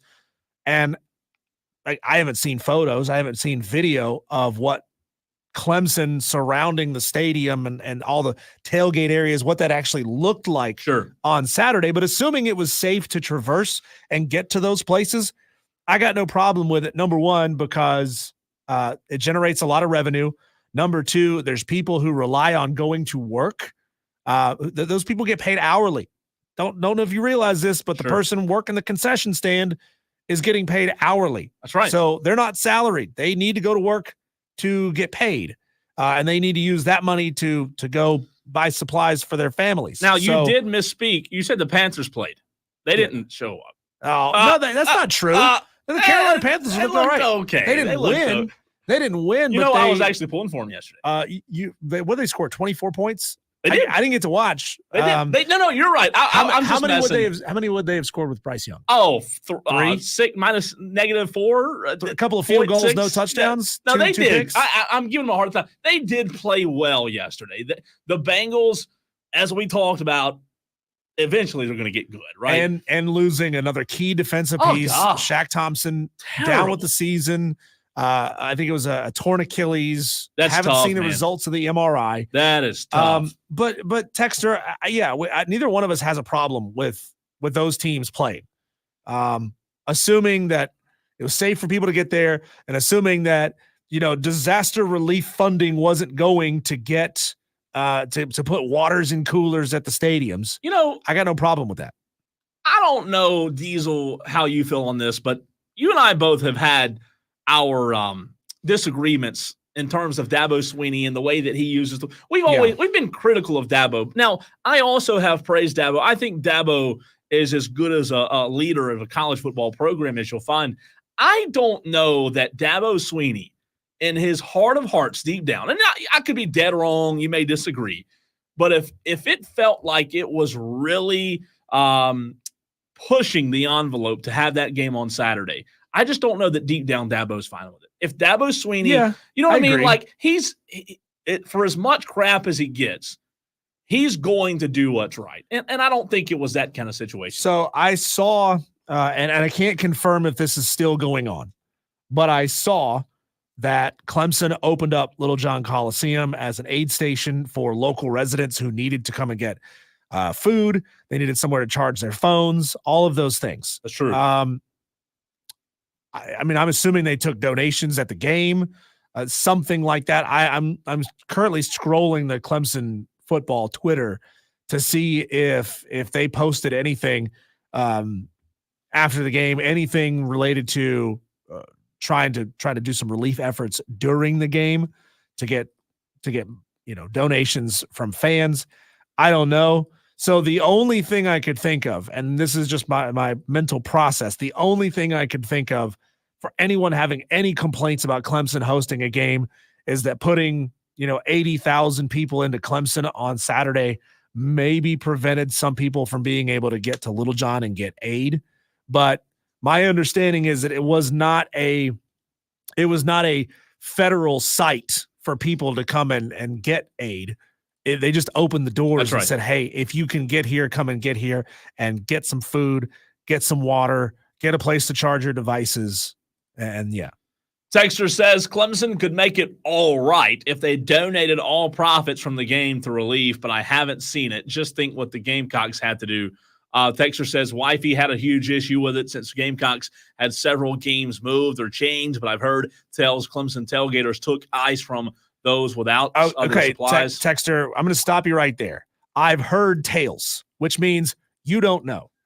You don't know. So I'm going to stop you. Sources say I'm going to stop you right there. I'm going to stop you right there. So you're telling me I'm a Gamecock fan, and I've heard that Clemson fans are using disaster relief ice? Come on, Texter. Look, that is not helpful in these situations. It's a tough decision to make. Like, I do believe whoever had to make the decision, I would hate to be them, whether it's Dabo or Graham Neff, whoever it was. It's just, it's tough. Like, Stanford's there. You have power. They're fully operational. What do you want? I mean, Sunday I was at Dave & Buster's on Woodruff Road. Are you going to go after a restaurant like that and say, well, you're not doing enough? Use too much ice. You're using too much power. There's people here who don't have power. Guess what? It's on a different. Clemson, by the way, has their own network. Power. Yeah, they have their own power. They're generating their own power inside the stadium. They can use the ice machines that they use every single game. So they're generating everything themselves. If a texter grabs a bag of ice from somewhere else and brings it in, they're not taking it away from disaster release. By the way, how was Dave & Buster's? It was good. Good crowd. At 1 o'clock, it started to fill up, man. That place was busy. And it heard you were going to be there. Yeah, I hope so. I hope that's why people came in. I mean, a lot of people didn't have television, couldn't watch TV at home, so they decided to go somewhere. No, sure, that's and not watch the reason. football. No, it has nothing to do with that. Yeah, No. Eagles fans packed that place out. I'm gonna tell you. Oh, you had to sit with Eagles fans. Yeah, they were. Did you go home and bathe? Did you take a shower? I mean, come on, that's pitiful. All right, we will have an interview, the correct interview this time, from Hobart Lewis. It's a short interview. Greenville County Sheriff will continue to do our job, keeping you updated. We're here for you. If you need somebody to talk to, we'll certainly talk to you as well. All that and more next.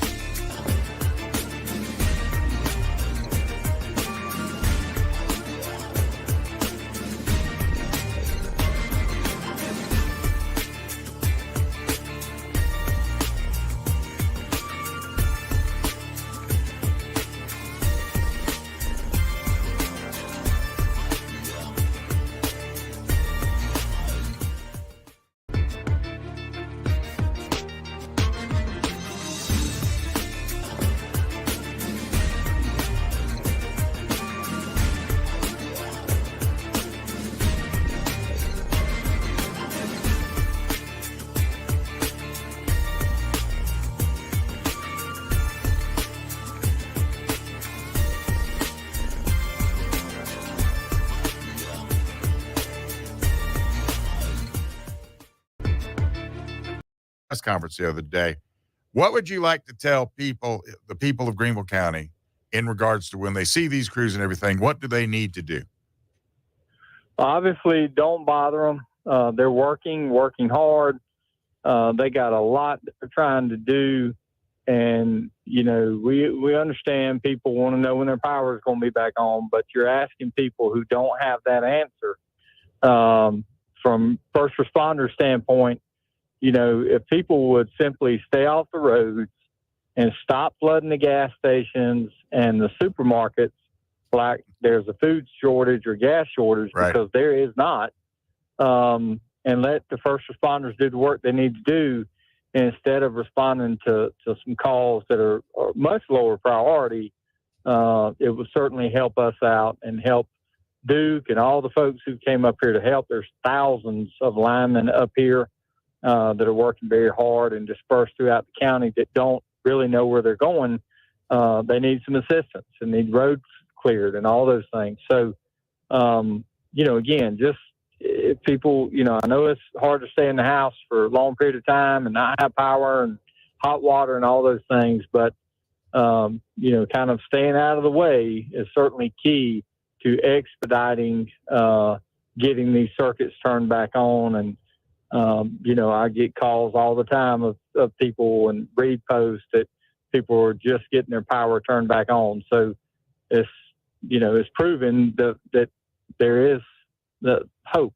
The power is going to come back, right, and we'll get back to the way of life that we're certainly used to, and learn some valuable lessons when it comes down to all of us being prepared, not only in our households, but from a county standpoint and a service standpoint that we provide to the public. Now, a lot of people getting out of the house and getting in their car for something to do? Yes, just riding around. And we find people that are not familiar with, maybe not paying attention. And the worst thing is people take pictures and get on their phone with red lights out and traffic control devices have been knocked down, and they're just not paying attention. This is not a normal day where you can do the things you're used to doing, and you don't need anything to distract your attention away from using these intersections as a four-way stop when there's not a traffic signal working. Yeah. People are getting irritated and blowing the horn, and they're just kind of buzzing on through them, creating collisions that are certainly avoidable. And there's not a lot of people to work those collisions.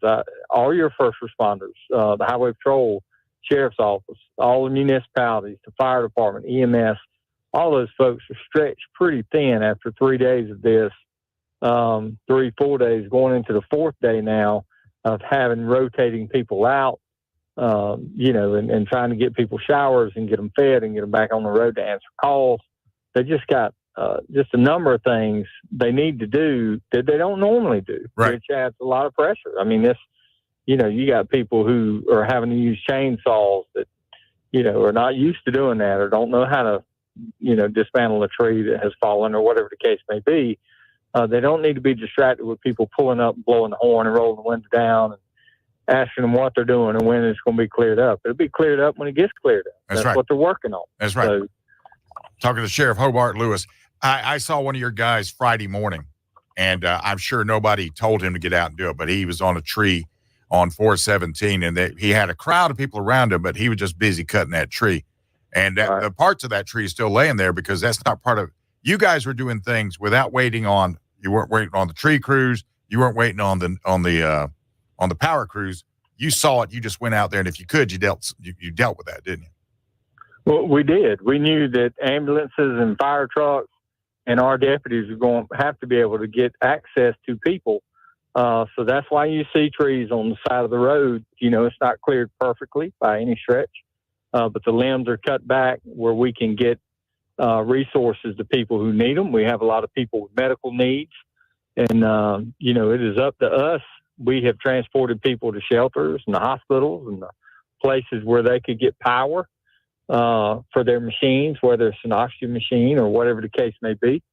We're doing, again, we're wearing many, many different hats and, doing our best to try to help and accommodate people. But it's a lot, and tempers run short. Yeah. And we just ask people to, again, we know you're miserable. These deputies and firemen and EMS folks, they've left their home where they don't have any power either to come out and work and serve and fulfill their obligation to the community. And they're doing a tremendous job. And that's one thing, if I could get the word out to everybody, just to take a breath and just kind of slow down for a minute and recognize the fact of so many people who are putting it all on the line, doing things they don't normally do, they're not used to doing, right, but they're willing to do it.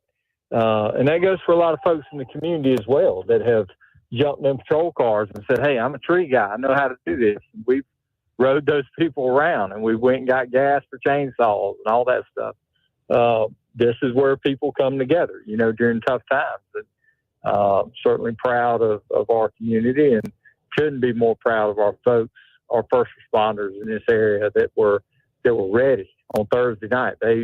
We knew the storm was coming. We didn't know how bad it would be, but they were ready. They were not hiding from it. They were not trying to take time off. They were ready to answer the call, and they have done a phenomenal job. Speaking with Sheriff Hobart Lewis, in this time while everything's been in the dark, have the goblins come out? I mean, you guys have got real world stuff that happens day in and day out that you got to consider, along with all of the collateral stuff that this brings, right? We do. We still have our normal calls for service. And, one thing that's interesting, it's like an ice storm that we have when people are cooped up together for long periods of time. They tend to argue and fuss. So the domestic calls for service have certainly increased. When it comes down to thefts and those things, especially at night, we have not seen an increase, probably a large part due to us having the number of law enforcement folks that are on the road and in neighborhoods, patrolling these areas where lines are down that, they would normally, not be. They would be out on the major thoroughfares out in the county answering calls. But having those extra resources up here and calling people in. One thing funny, sometimes during election time, people talk a lot about volunteers and having civilians do jobs that deputies don't need to do. Right. This is why we have our folks that are certified deputies, because we were able to call everybody in that had an office job or, worked outside the law enforcement center to put a uniform on and come out here. And that's what they did early Friday morning. They showed up and have done a tremendous job. And we've certainly tried to put a warning out to folks that, I don't know, I wouldn't imagine a lot of those folks would be listening to your show today, but certainly spread the word that, looting and theft of generators and fuel, scams, trying to take advantage of people who are in a horrible situation, have a tree on their house and worried about the next rainstorm that comes, trying to get that tree removed, and somebody comes in and asks for a deposit. Don't ever give anybody a deposit for anything like that. Pay them when the work's done. Take time to check them out. I know everybody's in a rush to get this cleared up, but do your homework or you will get taken advantage of. And if we catch you during this time taking advantage of somebody or thinking you're going to break into somebody's business, you are going to be disappointed. And I can tell you that person, whoever it is that scams somebody or breaks into a business, take advantage of the fact they may not have power, in a particular business or whatever. We got enough bologna sandwiches and cheese sandwiches at the detention center to feed you some Sunny Delight and a bologna sandwich, and the generators over there are running. So the lights are on at the jail, and that's where you're going to wind up. Wow. Bologna sandwiches and Sunny D. We had generators at the jail are running. Wow. Lewis. Wow, that's fantastic. You don't normally see the sheriff get on TV in a good situation, right? He's always on TV in bad situations and tragic situations. But man, he's a funny guy. He is funny. He is a funny guy. To his point, though, I don't know if he brought this up because I stepped out of the studio for just a second. But there's a law. It is illegal to price gouge in the state of South Carolina. You can report price gouging violations to the South Carolina Attorney General. Here's how you do it. You can report possible violations to price gouging at scag.gov. That's an email address, price gouging at scag.gov. You do need to provide some form of documentation, whether it's a receipt, whether it's a photo of, if it's a gas station and they're charging $20 a gallon for gas, you can take that photo and show them where it is. But price gouging at scag.gov, and you can let them investigate. Can I do that when I get gas? Anytime. I just feel like it. Anytime. Yeah. I saw somebody. This is not hurricane related, but I was in a gas station once, QT in Malden, and somebody was in line in front of me, and they were yelling at the attendant who was cashier, and they said, the price on the sign says one thing, but the price on the pump is a couple of pennies higher. Oh, they said, you have to charge me what it says on the sign. They're like, well, we just updated the pumps. We haven't had a chance to update the sign yet. I guess it has the old fashioned sign with the numbers on it. They said, no, that's false advertising. You have to charge me what the sign says. I don't know what the law is with regards to that, but that person was being a total jerk to the employees. Like, it's a process. It's a business. Worth the 6 pennies, I'm sure they say. Yeah, 4 cents a gallon. I hope you're proud of yourself to say 4 cents a gallon. And what is that? You get 10 gallons of gas, you're talking about 40 cents. You're going to be a jerk to somebody for 40 cents. Come on. Speaking of jerk, I don't know if man, help me with this one. I don't know Ryan if I like Sticker. this or not. Oh, God. Speaking of jerks. Texter chimes in and says, ESPN Upstate. Texter, first of all, number one, we appreciate you listening. Second of all, we haven't been ESPN Upstate in a very long time. It's the Fan Upstate. Start your text with keyword fan, F-A-N. Saw people leaving Lowe's with $1,000 generators, and they were posting on Marketplace for $2,000 within a few minutes, still in the Lowe's parking lot. Look, I don't know if that's true. There are models untrue. of generators that are $1,000. Well, I'll say this. If it is true, that's terrible. If they're charging $1,000 for a $400 generator, that's price gouging. That's a problem. But posting on Marketplace? But, well, yeah, I mean, that's for double? People are they're come on. If you don't need it and you run in to buy it just so that you can hike the price I have a up problem with that and sell it, that's not good. That's not cool. I call that being a bad word human being. Right? Yeah. Is that fair to say? I can't say that word. Yeah, but it's a 4-letter word that starts with S and then ends with a TTY. Yeah. Right. I mean, that's not what, a 4-letter word. Well, it was. Word. Yeah, it was. Depends on the context. How you use it. Yeah. I'll just say, if you're, to Hobart Lewis's point, if you're doing that or you're looting, I mean, there's been looting in Union County. Yep. There's been looting in Asheville. And, I just, like, we're supposed to be positive right now, but I believe there's a special place for those kind of people. I mean, that's just my opinion. I mean, that is you taking advantage of people. Come on, man. Like, what are you doing? That's just utterly embarrassing to the human race. Come on, don't. We're better than that. And we don't always all get along with our neighbors. If you've got a neighbor near you, let's just say you've got a generator. Yeah. And you've got a neighbor near you who has been sitting for 3 days without power. Even if they've been a jerk to you in the past, offer them an extension cord. That's right. Say, hey, I've got another plug. You need to plug in your refrigerator. Yep. You need to plug in your freezer. Guess what? I crank it up at 10 o'clock every morning. Yep. And I shut it down at 9 o'clock at night. And I'm going to run the generator. I'm going to help you keep your food cold. That's how you can get past having issues with your neighbors that you maybe not have not had the best relationship with in the past. And I'll say this before we run to a break. I said it earlier in the show in the 3 o'clock hour. I mean, well, that's what we're supposed to do right now. That's what we're supposed to be is neighbors. And for those with power, man, you're very fortunate right now because there are still a lot of people in the upstate without power. I'm one of those. I just got power last night. Very, very fortunate. And I put it on my personal Facebook page last night, and I'm very honest. Look, if you need a place to shower or charge your phone or cook a meal, I don't have much food, but BYOF, right? Bring your own food. These will bring a chicken and you cook a chicken. But that's what we're supposed to be in these times of need. To Diesel's point, regardless if you like people or not, that's what we're supposed to be.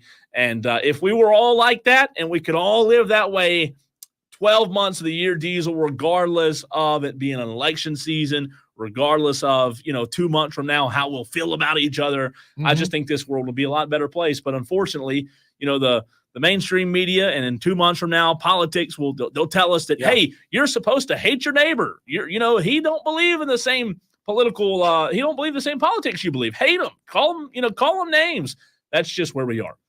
Yeah. We gotta use these opportunities. I remember, Cole, like right after 9/11, how we came together as a country to deal with this. After for the first couple of weeks after COVID started to get really bad, how we came together to deal with things.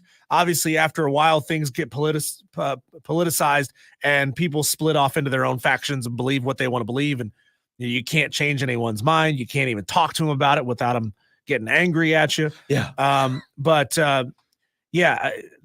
We always in this country, I've found that when there's a terrible situation, we come together in the immediate short term. Yeah. And then news outlets and the internet just comes and tries to drive a wedge in between you. Correct. And split you apart. Don't allow that to happen. You're right. Don't allow that to happen.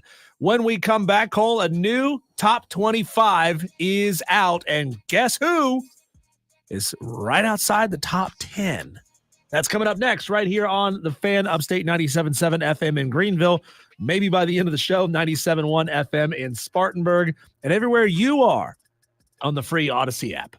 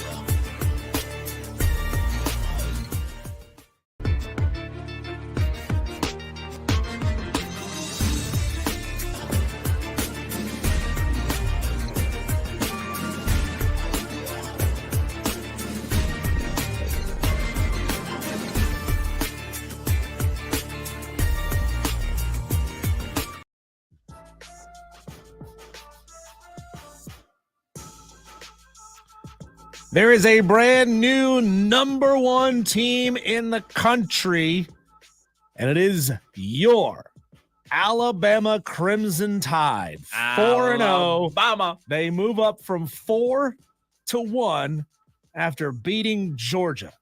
I think that's a little drastic. No. It's drastic. No. It's drastic. So No. I got to look here. I don't remember what happened to Texas this week. What did they do? Won 33-14, maybe. Off the top of my they head. had a bye week. No. Yeah, they had a bye. Oh, no, sorry. I'm looking at the week 6 score. Excuse me.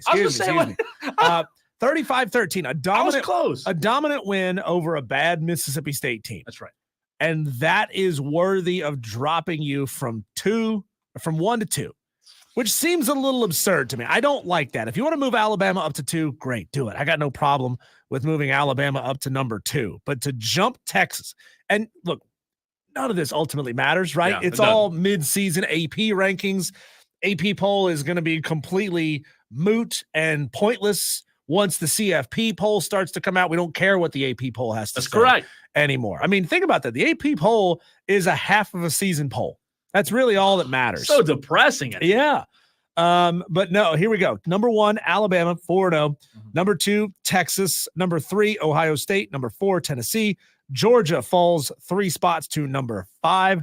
Oregon moves up 2 to get to number 6. Penn State moves up 2 to get to 7.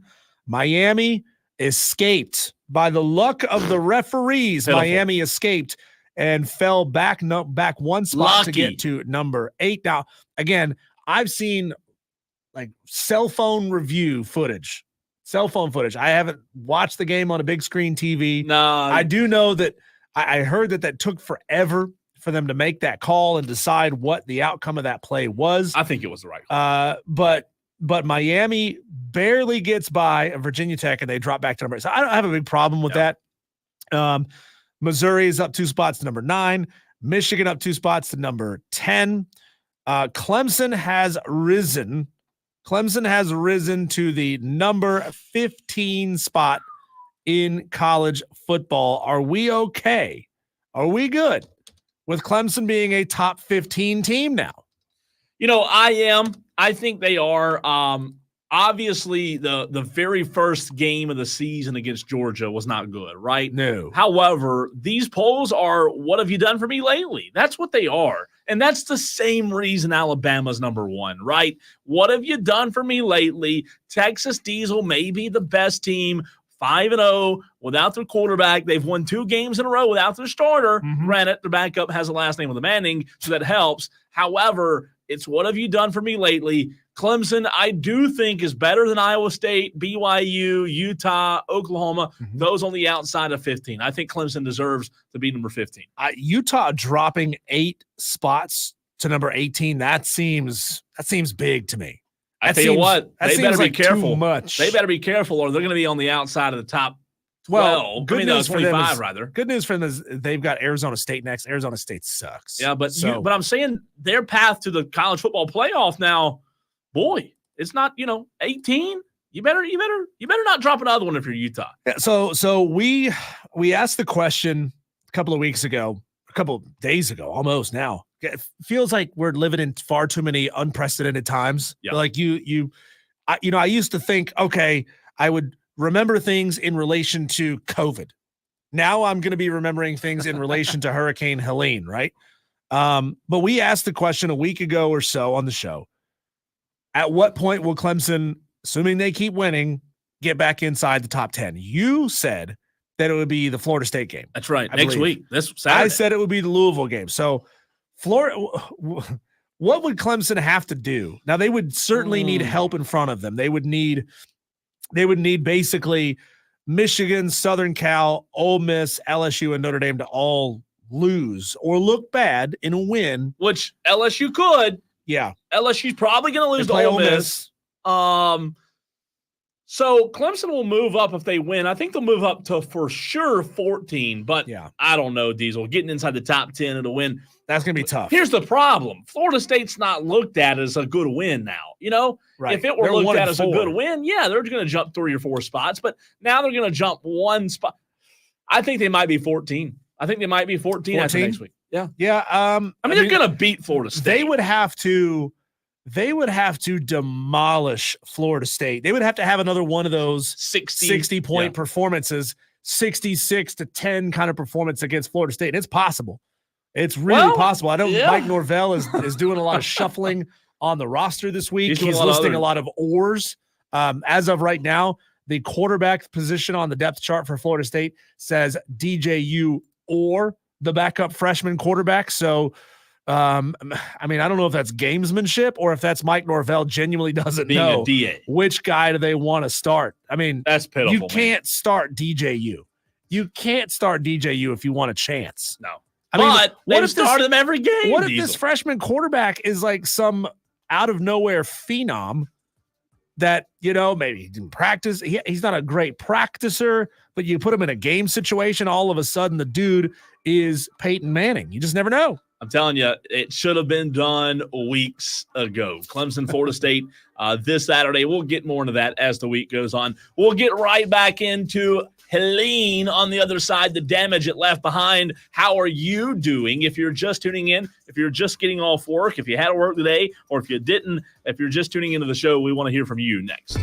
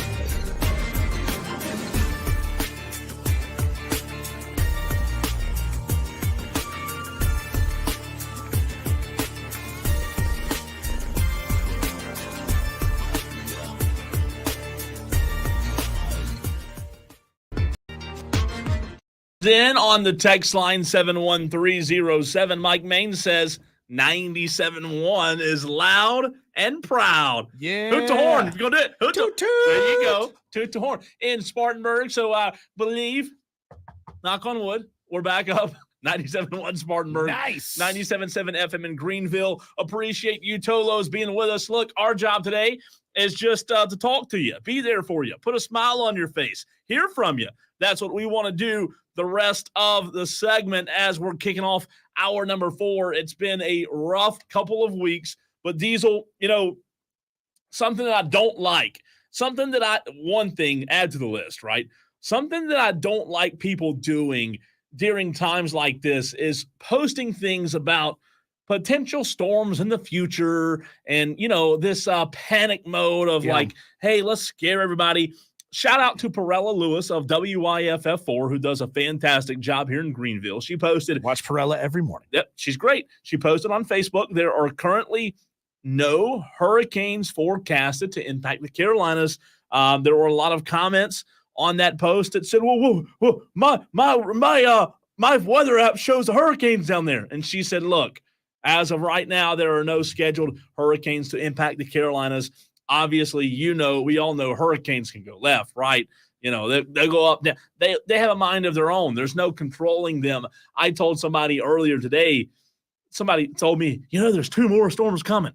I said, yeah, and there's going to be 2 more after that. It's hurricane season. Yeah. But I can assure you that whatever's coming won't be what you just had unless the world's coming to an end, because those are once in every 35-year type of storm. That's a once in a decade storm. At least a decade. Yeah. So more rain's going to come. I don't know how, honestly, I don't know how the state of Florida has a population. Like Florida. Did it hit Florida? Florida they almost always get hit by hurricanes, right? Do. Like I would say most impact, not like direct hit impact. I mean, impact as in they have an effect on the state of Florida. Almost every one of them impacts the state of Florida. Either it goes right over top of them and does a ton of damage. I remember as a kid, Hurricane Andrew that just decimated the South Florida. But Helene went up the Gulf Coast, and the western half of Florida, and I assume maybe even all of Florida, got absolutely pummeled by that because they get the strong side of the hurricane. If you're on the eastern side of the eye wall, right, you get the strong side as it's building and whipping around. Once it comes up and over the north side and comes back down the west side, you're getting the less severe side, not severe at all side, but you're getting the less severe side. But and even when there's hurricanes that go up the east coast of Florida and impact South Carolina, the Charleston, Columbia area, North Carolina, Virginia, Florida still gets a lot of that. So Florida gets hit constantly. And I mean, add on top of that the fact that it's just hot. Florida and by the way, sometimes. I don't understand why Florida is the most populated state in the one of the most populated states in America. But what's fascinating is South Carolina had more power outages from Helene than any other state. Yeah. Think about that. Augusta was North Carolina. Now, it impacted Western North Carolina more than it did like Charlotte. Charlotte's more east of us. People think Charlotte's north. No, Charlotte's east. If you look at a map, Charlotte, if you get on 85 and go to Charlotte, you're going like this. You're going, if you're watching on the stream, you'll be able to see. You're going east, right? We're west of Charlotte, and it just went. I mean, Charlotte got impacted, but nothing like this. Nothing like we got. It went west of Charlotte. And I believe when I was looking at that radar early Friday morning, it was like the eye went right over Lake Keowee, which is west of where we are right now. And I believe we just got the brunt of it. I mean, it was almost like the red, the really red part. It just hit us. And, man, I know it was fast moving, but it didn't feel that way, right? Yeah, I mean, I know a lot of people in the area didn't take it seriously and didn't think that they needed to prepare because we were all told this thing is going to come up through Atlanta and then it's going to go left, it's going to go west, and it's going to end up somewhere up in Arkansas, Missouri. And that's not what happened at all. It just kept coming straight up. Now, this thing, I think it would have left a big trail of devastation in North Georgia and Tennessee and all those areas too. If it hadn't impacted North Carolina the way that it did and South Carolina the way that it did, it would have impacted other people. just as severely. So, I mean, they were spared this time. We've been spared here in the upstate a lot of times. Yeah. You know, I like to consider that the upstate of South Carolina is kind of a Goldilocks zone. Like, we don't get extreme cold. We don't really get extreme heat. Not like the way Texas gets heat. We are pretty far inland, so that most of the time hurricanes that come and hit South Carolina, they'll impact and they'll smack the crap out of Charleston. But in the upstate, we get the weakened version once it's already a couple hundred miles inland.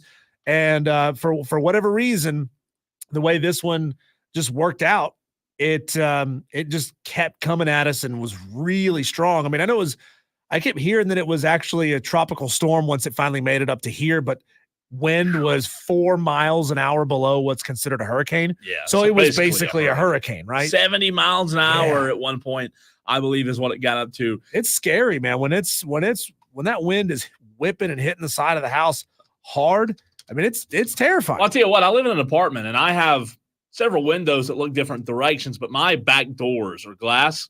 So I have a pretty good view of the back, right? And I'm looking like over a road into some woods, and you can only see what you can see. You can't see, you can't go out on the porch and look all the way around like you can do at some houses. And I mean, I knew it was bad Friday morning. When I woke up at 7:30, I knew it was bad. I was actually getting ready. I had an appointment to get to that got canceled, but I was getting ready and I was like, oh, dang, this is not good. Like, it's a lot worse than it looks.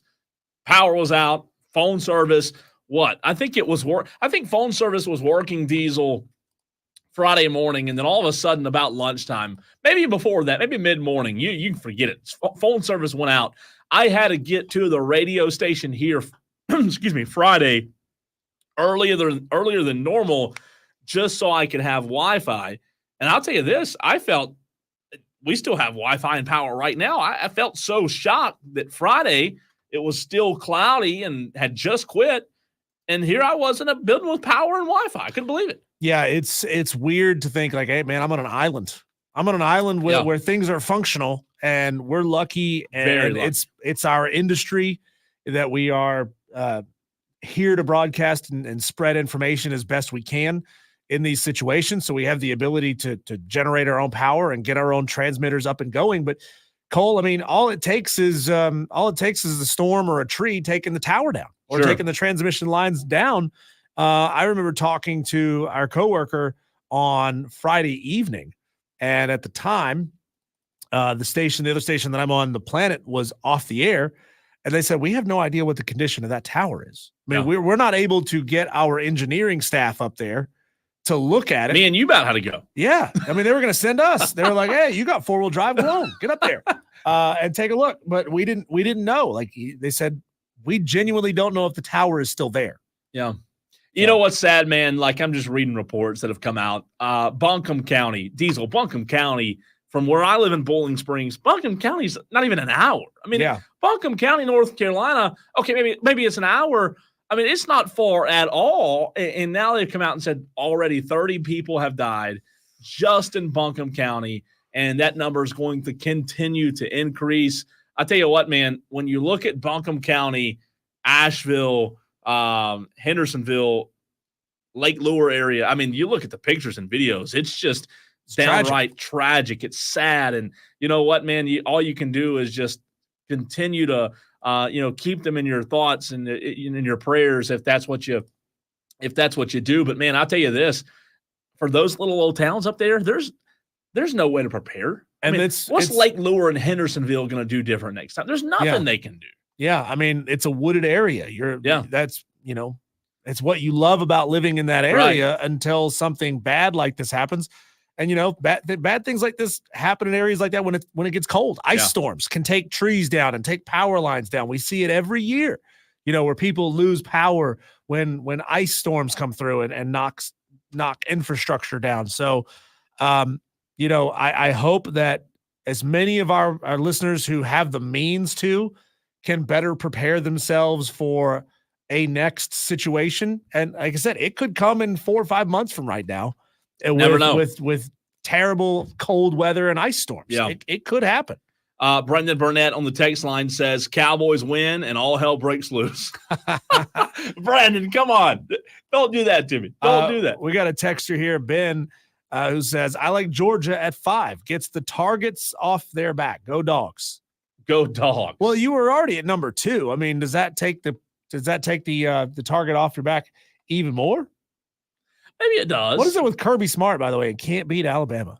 Oh, did you hear his I pulled that audio today. Did you hear his he was asked about that? Oh no. Yes. No. He was asked about it. Clickbait. Yes. Journalists in the room asking him the jerk question. And I pulled the audio, Diesel, and I'm trying to find what I did with it. I've put it somewhere. I literally pulled the audio. I'm going to be willing to bet he was not happy about answering that question. I wouldn't say thrilled. I mean, no, thrilled wasn't the word I would describe. But I'll find that because it was fascinating. During the next break, I'll have that because he basically said, look, who else has beat him? Does anybody else beat him? We got a texter here who says, Spartanburg County is a damn mess. I can see the smash mobs starting to get antsy to rob and pillage. The police aren't in numbers. If looting starts, they won't stop it. Well, texter, first of all, okay, this is actually a text to our sister station. Oh, that explains. WORD. Yeah. So the texter's not listening to our station. No, they're not even listening. Yeah, that's pure speculation there. And I would advise anybody, even our own Tolos, don't engage in speculation. It's not good. All right, here is Kirby Smart, Diesel, on being 1-6 versus Alabama in his career. I don't know. What's their bouncer's record against them? Has anybody got one better than 1-6? Displayed them 6 times? I don't think so. I think they got really good players. They got a great program. I got immense amount of respect for them. They do a great job. I mean, Nick's recruited good players. Kalen's gotten good players in here, and it's a tough battle. Of those 2 of them been here, and they've been tough. They've been really tough battles. So a lot of credit to those guys and a lot of respect for them. He says, is anybody else? I like this part. What's their bouncer's record against them? What's everybody else? What's everybody else's record against? To the person who asked the question's point, this is as gettable as Alabama's going to be for a while. We know Kalen DeBoer's history everywhere he's been. And it's funny. A couple weeks ago, the South Florida game, you and I were in the press box of Clemson joking, like, fire his ass. Run him out of town. Couldn't get him out of here. Florida, right? How do those Alabama fans feel now after he just took down Georgia at home? And I'll say this. I hate being the guy where I said, told you so, but you and I both have said multiple times, I said Kalen DeBoer and Alabama are not going anywhere. I didn't know if they would hand Georgia a 28-0 lead or get on top of Georgia as quick as they did. Yeah. But nobody expected Bama to drop off. I'll tell you this, before we run to a break in just a few minutes, Diesel, Alabama to me right now is the best team in the country. Texas is good. However, Texas doesn't have their quarterback. Yeah. Alabama, I going into the season, I did not know where I was on Jalen Milroe. But guess what? I know where I am now. And after what I saw Saturday night from Jalen Milroe, I haven't seen many quarterback performances in the country that compares. He was fantastic. He's Heisman worthy. So Carson Beck wasted a phenomenal performance outside of the 3 interceptions.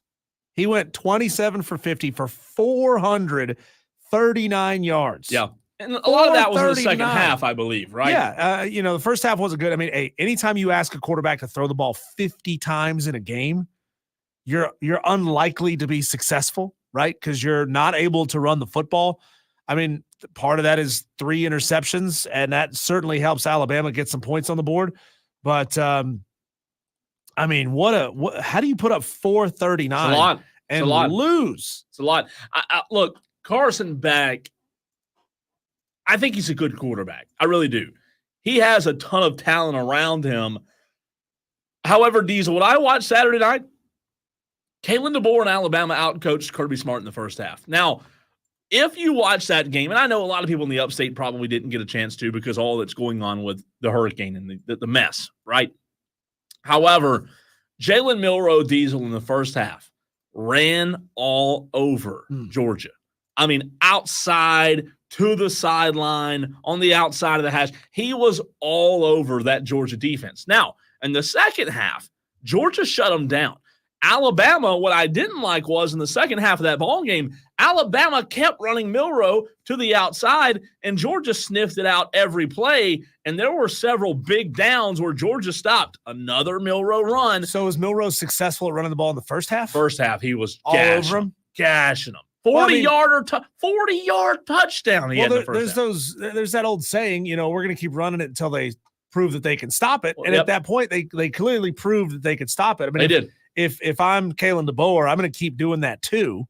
If it's working, I'm going to keep doing it. Well, Georgia eventually sniffed it out, and Alabama was able to hang on. But man, what a lopsided box score. And again, I didn't get a chance to watch the game. Most of you probably didn't get a chance to watch the game. What a lopsided 21 points for Alabama in the first quarter, 0 for Georgia.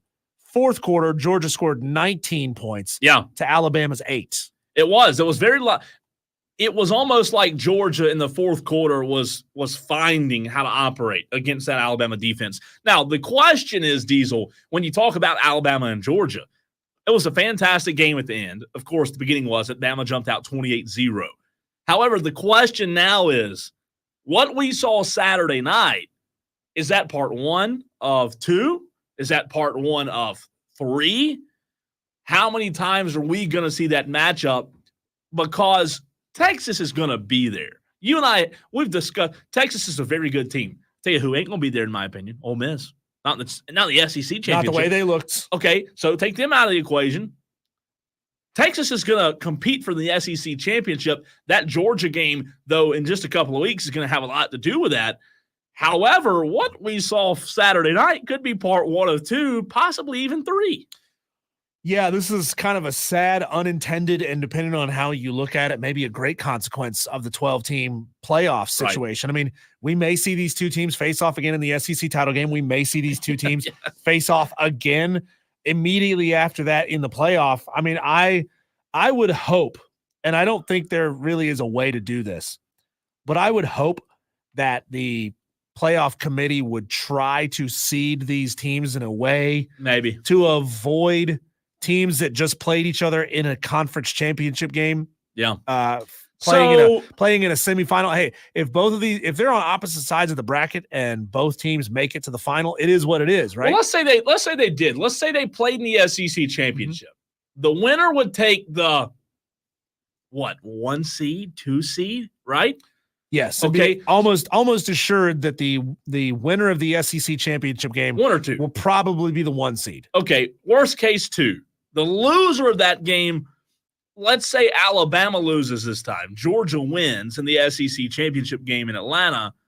Georgia beats Alabama in Atlanta. Well, Georgia, Diesel, may be 2, right? Or 1, and Bama may be 5.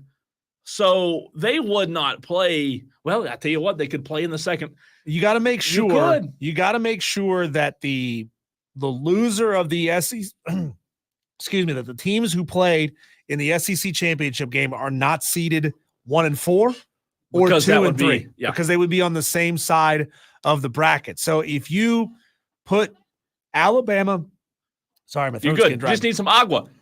Give them some water. If you put Alabama in there as 1. Assuming that Alabama goes and wins the SEC championship game. Yeah. And Georgia falls back to either 2 or 3. I would assume probably 3. And the Big Ten champion probably goes in at number 2.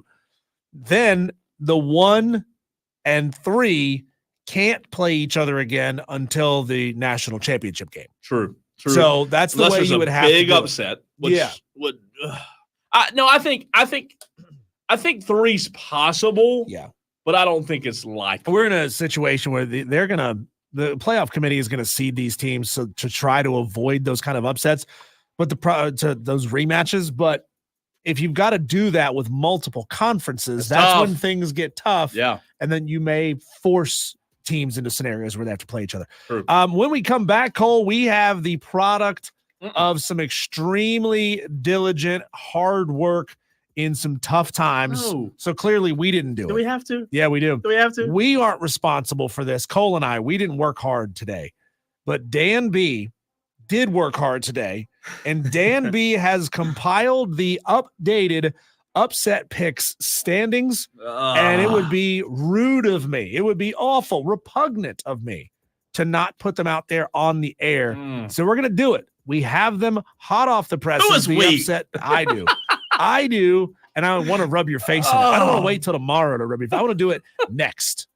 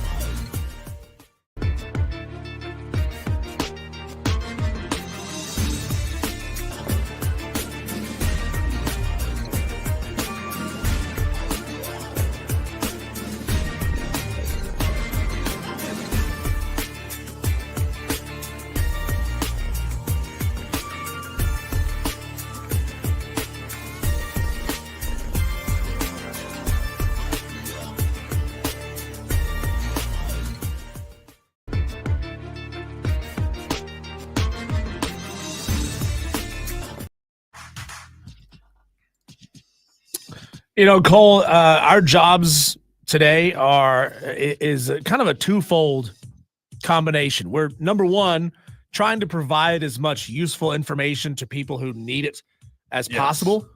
And at the same time, we're trying to provide some normalcy, which is usually useless information that people don't need, but it makes them feel better. Have fun. Well, this isn't going to make you feel better. I'm done. This makes me feel better.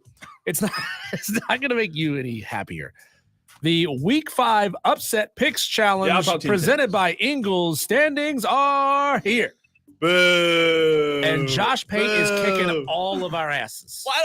Why are we rubbing this? I mean, you're literally my face. This sucks. I hate this challenge. Yeah. Worst thing ever. I'm so mad. I'm having a blast. I'm having a blast because I'm actually finally scoring points. And by the way, you don't need to be complaining. I got something that's going to be good news that you're going to like here in just a second. So I need some good news. Here's our overall standings. Okay. Number 1, Josh Pate with 48.5 Boo. points. 48.5. I'm going to boo Josh Pate because he's not a TOLO. Josh has got. He's a cheater. He's got so much analytics behind him. That's called cheating. That certainly helps. Yeah. Noel is in second place with 39 points. Noel. Twisted Whisker in third place with 36. We're starting to get to the point where we're getting separation, right? Where enough different games have been picked that we're not seeing so many people clumped together with the same number of points. Amazon Guy has now fallen to fourth place with 32.5. You called it. You said Amazon Guy would not pick another correct upset. He got too hot. Season. He got too hot too quick. Yeah. I mean, it just shows. And they got a little cocky. Just kept betting when he didn't need to. Hope Amazon guys. We hadn't heard from him, by the way. Yeah, we do. Amazon Guy, if you're out there, give us a call, give us a text. Yeah, let us know you're give Amazon. us the proverbial thumbs up from the end of Terminator 2 when the hand's still sticking up out of the molten iron. Man. That was tragic, man. It was like as a kid, it ranked up there, that scene with Atreyu trying to pull Artax out of the swamp in a never-ending story. Whose tax? Artax. Ours. Not your tax. Oh. Artax. And then the Terminator giving a thumbs up as he lowered down into the molten iron. Anyway, number 5, the 5th place, Buckeye Brian with 38. 6th place, Justin L has 28 points. In 7th place, we got John Dog with 27. Greenville Gamecock is in 8th place with 25.5 points. Jake Crane, Tolo Steve, and Brandon from Moore tied for 9th place with 24.5 points. Reese Davis is in 12th place with 24 points. Reed Atkins has 21 points, as does Rev Red. They're tied for 13th. 20.5 points is a 3-way tie between JT and Greer, Brandon in Spartanburg, and Fred Savage. They all have 20.5. They're in 15th place. In 18th place, we've got a tie between Kevin Buggs and JC with 20 points. Sherb has 18 points. He's in 20th place. Tied for 21st with 17.5. T-Ray, Coach AJ, and you, Cole Bryson, has 17.5. Yeah, you could still win this thing. I mean, you got to come back like 30 points to. How many points do I have? 31. You have 17.5. Wait a minute. Is that right? Have you? Yeah, that's right. Yeah, that's right. Are you sure it's right? That's right. That's right. Are you sure? So 17.5 points. Which 2 did you get right? I know you got South Carolina. I got 2 right. Segment's over. Next. All right, we'll be back after the break. Appreciate y'all listening. Dan, play the music. Dan, no. We got Cole self-checking himself. No. We got Cole self-checking himself, claiming that he's only gotten one. Did I hit correct. on one that I didn't know about? Did you? Did I hit this week? No, I don't think I did. No, New Mexico one. You didn't. Yeah, you didn't hit on. I hit New Mexico. We'll get some clarification from Dan. Dan, yeah. I know Dan's watching, so Dan is probably digging into his records right now to figure out what happened. Just trying to juice you a little bit. Well, I've got 17 points, so I'm currently half. He goes, "Oh, geez, did I blank up?" No, you did not. Maybe. I'm not. I would never say that Dan B made a mistake. I love the upset. He's never made a mistake. He's perfect. Oh, then he's fine. Then I must have hit, but he might have made a mistake this time. I don't know. I don't know either. I know you hit on South Carolina over Kentucky. I think that's the only one. Unless I hit ECU did not beat Liberty. Nope. New Mexico. Did I have that wrong? Let me look. By the way, So we're gonna love double this check game. Forget everything I said. We're gonna I double love the upset picks challenge. This is fantastic. He only loves I it if love he's it. a half point up on me. If he's down, he hates it. Mike Main has 16.5 points. He's tied with Lee Corso. No, excuse me. He's in solo possession of 25th place with 16.5 points. Lee Corso has 15.5. Just Jess has 15 points. She's in 27th place. Ty Duncan, 864. Brandon Gosnell, Tigerville Bo, Bill, and Dion all have 14.5 points. They are tied for 28th place. After that, Cole, there's a whole mess of people who have scored points who are in the others receiving points category. Shout out to Cheesehead Corey, Ben in Simpsonville, Sparty Party 12, E. Thoughty, Clemson Oculus, Stanford Steve. I'm not going to go down the full list because there's way too many names. There's like to name 8,000 total people. Yeah. 8,000 people in the list. We got like 50-something Tolos who have points right now. And if you want to go see exactly where you are, go to the Fan Upstate's Twitter at the Fan Upstate on Twitter. I'm going to go right now. You can also text into the show, give me your name, and I'll tell you how many points you have. All right, let me look. Cold 17. I don't think that's right. But hey, at least you know what I could have done. I could have not said a word. I could have not said a word, Diesel. Don't you look at that phone. Don't give me no bad news. I don't want any bad news. No, this isn't about you. Cole. It's not all about you. All right. I just want to make sure. Hey, you gotta admit though, I could have not said a word. And then don't text Diesel back. Don't look at it. It's good. Everything's fine. I'm telling you. All right, New Mexico and New Mexico State was New Mexico beat New Mexico State 50-40. New Mexico should have been the favorite. They were. So you did not get that correct. You picked New Mexico State to win, and that one was worth 9 points. Well, that added up though, wouldn't it? I think he might have gave me the win on accident. Uh-oh. Yeah, I think so. I think Put the system on trial. I think so. Because New Mexico State, the home team, it was the home dog. God almighty, you score 40 points and you lose.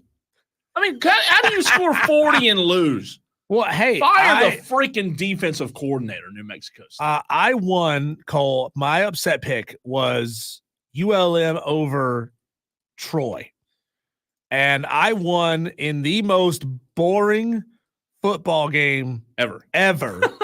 Final score, ULM 13, Troy 9. Troy didn't score a single touchdown, 3 field goals. And it wasn't until the fourth quarter when ULM scored a touchdown. Field goals in the first and the third. And then I need to look at this game cast and figure out when ULM scored. Because if they scored like with minutes to play, then ULM scored with 9 minutes on the clock. And Troy couldn't answer. That's impressive, though. I gave you a golf clap. I mean, thank you. 2 weeks in a row you've hit. 2 weeks in a row. Yeah, it'll probably never happen again. But, hey, it looks like I've hit 2 weeks in a row because no, you haven't. Dan B, you said he made his first ever mistake. Is that right? I mean, first ever. Dewey. Whoa. Okay, we're gonna have to do some. We got a word. Yeah. No. He did mess that up. Oh, Dan. Okay, so Dan is gracious enough to admit his mistake. Okay, let's hear. He says, "I messed up and gave everyone who picked New Mexico State points. So some of y'all about to lose some and they're points. mad at me now because I'm the one that ratted them out. I'm gonna be climbing up the leaderboard. I was honestly feeling good about being in 24th place. I might be higher up after Y'all this. need to be fired. Yeah, we do. We suck. I cannot believe everybody. I just screwed it up for everybody. Thanks a lot, Cole. I just screwed the pooch. What a narc. Oh, what a narc. What about? Oh yeah, sorry, Twisted Whisker. Twisted Whisker. Okay, give me just a second. I'll find you on the list. Oh, Twisted Whisker. Now I don't know if you picked the New Mexico State game or not, Twisted Whisker. But on the current incorrect standings, you were in third place. So if you did not pick New Mexico, you're in somewhere around third. Correct. If you did not pick New Mexico State to upset New Mexico, you are in third place and you're sitting pretty. If you did, you're going to lose 9 points, which would drop you back down to 27 points. Actually, you'd be at 26 because you'd lose the 9 points and the 1 point for the incorrect pick. So that's so bad. We're gonna get this updated. We're gonna get this fixed. Don't worry, Tolos. I don't think we should. I think we should. I think it's okay. Texter says Cole is a narc. Send his butt to North Carolina to help canoe lost souls. Texter, what did That's I do mean. to you? First of all, That is mean. it's funny. That It's is funny, mean. but it's mean. Texter's mean. Texter wants to know, Cole, are the Gaffney and Boiling Springs games being played tonight? Thanks. No games in the local area. There's a game being played in Fort Mill. Fort Mill and somebody. I don't believe Fort Mill got it, like the Rock Hill area. You know, it's closer to Charlotte. They didn't get it as bad as we did. So, no, Gaffney was supposed to play Spartanburg tonight. That game obviously has been axed. They don't know when it'll be played. Diesel high school football last week, the majority of the teams didn't play. Now, Burns-Dorman moved to Wednesday. Remember, we played on Wednesday. Mm-hmm. Everybody else should have as well. Yeah. You know, hindsight being 2020. However, this week is going to be the second week in a row a lot of these teams won't play. So there will be a lot of high school teams who have not played football for 2 straight weeks. They're at home. They're not allowed to practice. They're probably not working at home, let's be honest. Yeah, they got their own things to deal with right now. Right. Maybe some of them are, if they're fortunate to be able to go work out somewhere, getting out of shape. I mean, it's a tough – look, I say tough relative to high school football. There's a lot more tough things out there being dealt with right now, but it's going to be very interesting, to say the least, on how all this shakes out when it comes to high school football. Final segment of the show, our last thoughts for today. I said it earlier, Tolos, and I mean it. The storm, it hit us hard, but I do believe we're getting better one day at a time. We'll have a live update for you on Braves and the Mets game 2 next.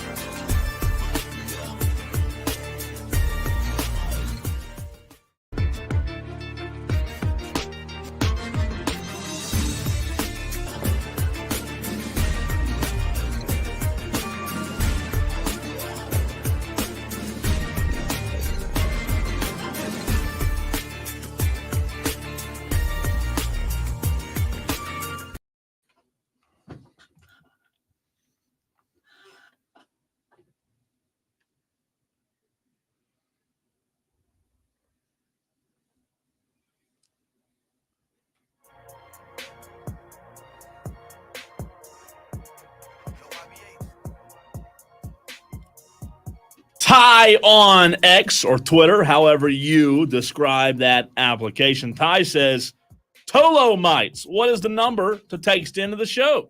Ty, 71307. Start your text with the word FAN, F-A-N. Again, 71307. Start your text with the word FAN. We appreciate you listening to the program.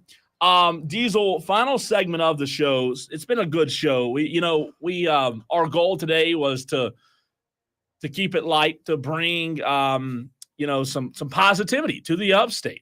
The Atlanta Braves have tried to kind of spoil that or flip that script, if you will. But I do believe you're avoiding the conversation as much as possible, aren't you? Well, the Braves? Yeah.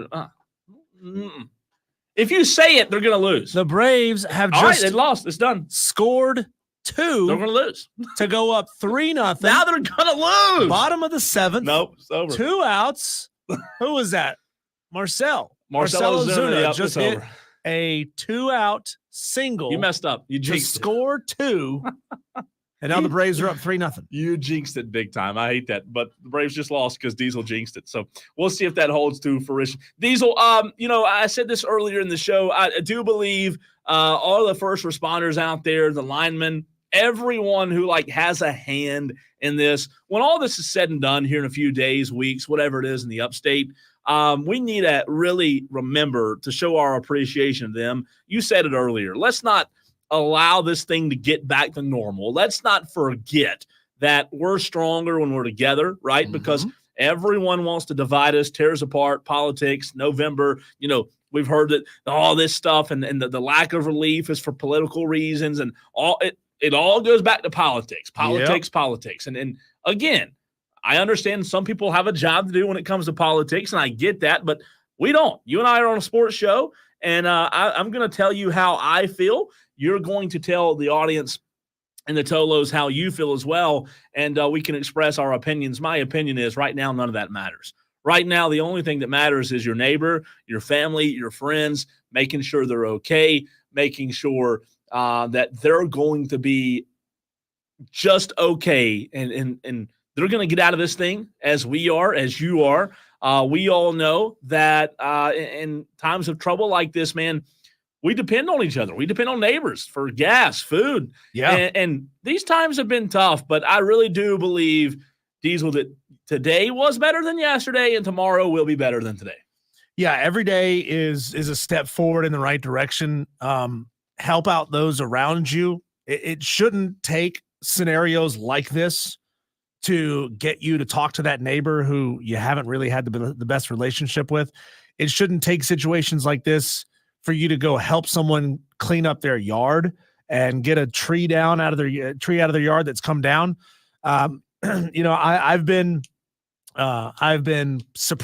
pleasantly surprised by some of the people in my neighborhood who have really banded together, kind of like the old fashioned block parties, right? Where people have come together to share resources, and to, one person is running the generator next to their house, and they've got heavy duty extension cords running across the roads to multiple houses, helping people keep their refrigerators or their freezers cold so their food doesn't go bad. And just make sure you don't put your generators in the garage. My next door neighbor does that. Yeah. He's got his in his garage running with the garage door barely cracked open. You might want to tell him it's really dangerous. It's very dangerous, and you won't know, you won't feel the effects of that for a while. But yeah, people you may be afraid that somebody's going to try to steal your generator. Get a bike lock, chain the bike lock, chain it down to something. But running it inside of your garage, no, is really dangerous. What's that called? Carbon monoxide. Yeah, poison? I mean that's not good. Stupidity. Well, that too. It could happen. I mean, really, those fumes. If you run inside your garage, those fumes can leak into the house. Yep. Very easily. And you don't want to do that. I'm telling you, do not run a generator anywhere near. I would even say if you run it, in the backyard, wherever you have it, make sure it's, several yards away from the house, and it's not pointed in a direction where the fumes are being exhausted into a, open window or anything like that. Yeah. I mean, you've got to keep it away from the house. You've got to stay safe. Look, power's out. Everybody knows that there's still a lot in the upstate without power. However, I do think it's going to get better and better. A quick update, though, Diesel. We do know Greenville, now Cherokee County, which includes Gaffney and Blacksburg, have announced that there's no school all week. So Spartanburg County, I have not seen an official announcement yet on Spartanburg County. However, Cherokee County and Greenville County, where we know we have a lot of listeners in both counties, they're out. So that means no school activities, no football. It's going to be very interesting. Yeah, be careful. Store, if you've got fuel, store it in your garage if you can. Store it in a place where it's out of sight, that somebody driving by who's looking to steal and to take advantage of people can't just grab it and go. My buddy who blew up his generator on the first day of this hurricane. Yeah. He had to pull some bad gas out of it first before he could start it and run it. And it was running fine. And then he just left the bad gas on his porch. So if anybody tries to steal his gas, they're gonna get a rude awakening. I said, why don't you put some sugar in it? Or water. Yeah. Ty and Taylor's text into the show. Do we think Chris Sale will be okay to play if the Braves make it past Diesel's jinx? What's the prognosis on back spasms? You know, that's a good question. We see those relatively often in sports. I don't think it's – I would consider it day-to-day, right? Quick lightning update on the picks challenge. Noel is in first place now with 39 points. We had a correction. Josh Pate is in second place with 38. Yes! Twisted Whisker has 36 points. Tolo's on top, baby. Cole, you are now way don't do down the leaderboard. If you have to turn your phone sideways, I gotta zoom in just to maybe even see your name on it, because it's in the wrong part of this. Real quick, board. Texter says Spartanburg County schools out all week as well. Thank you, Texter, for that. Diesel, don't do it. I'm scanning just to even find your name. Are you still on the board? No, I quit. I'm done. We'll try to get tomorrow. Stinks for you. Tolo.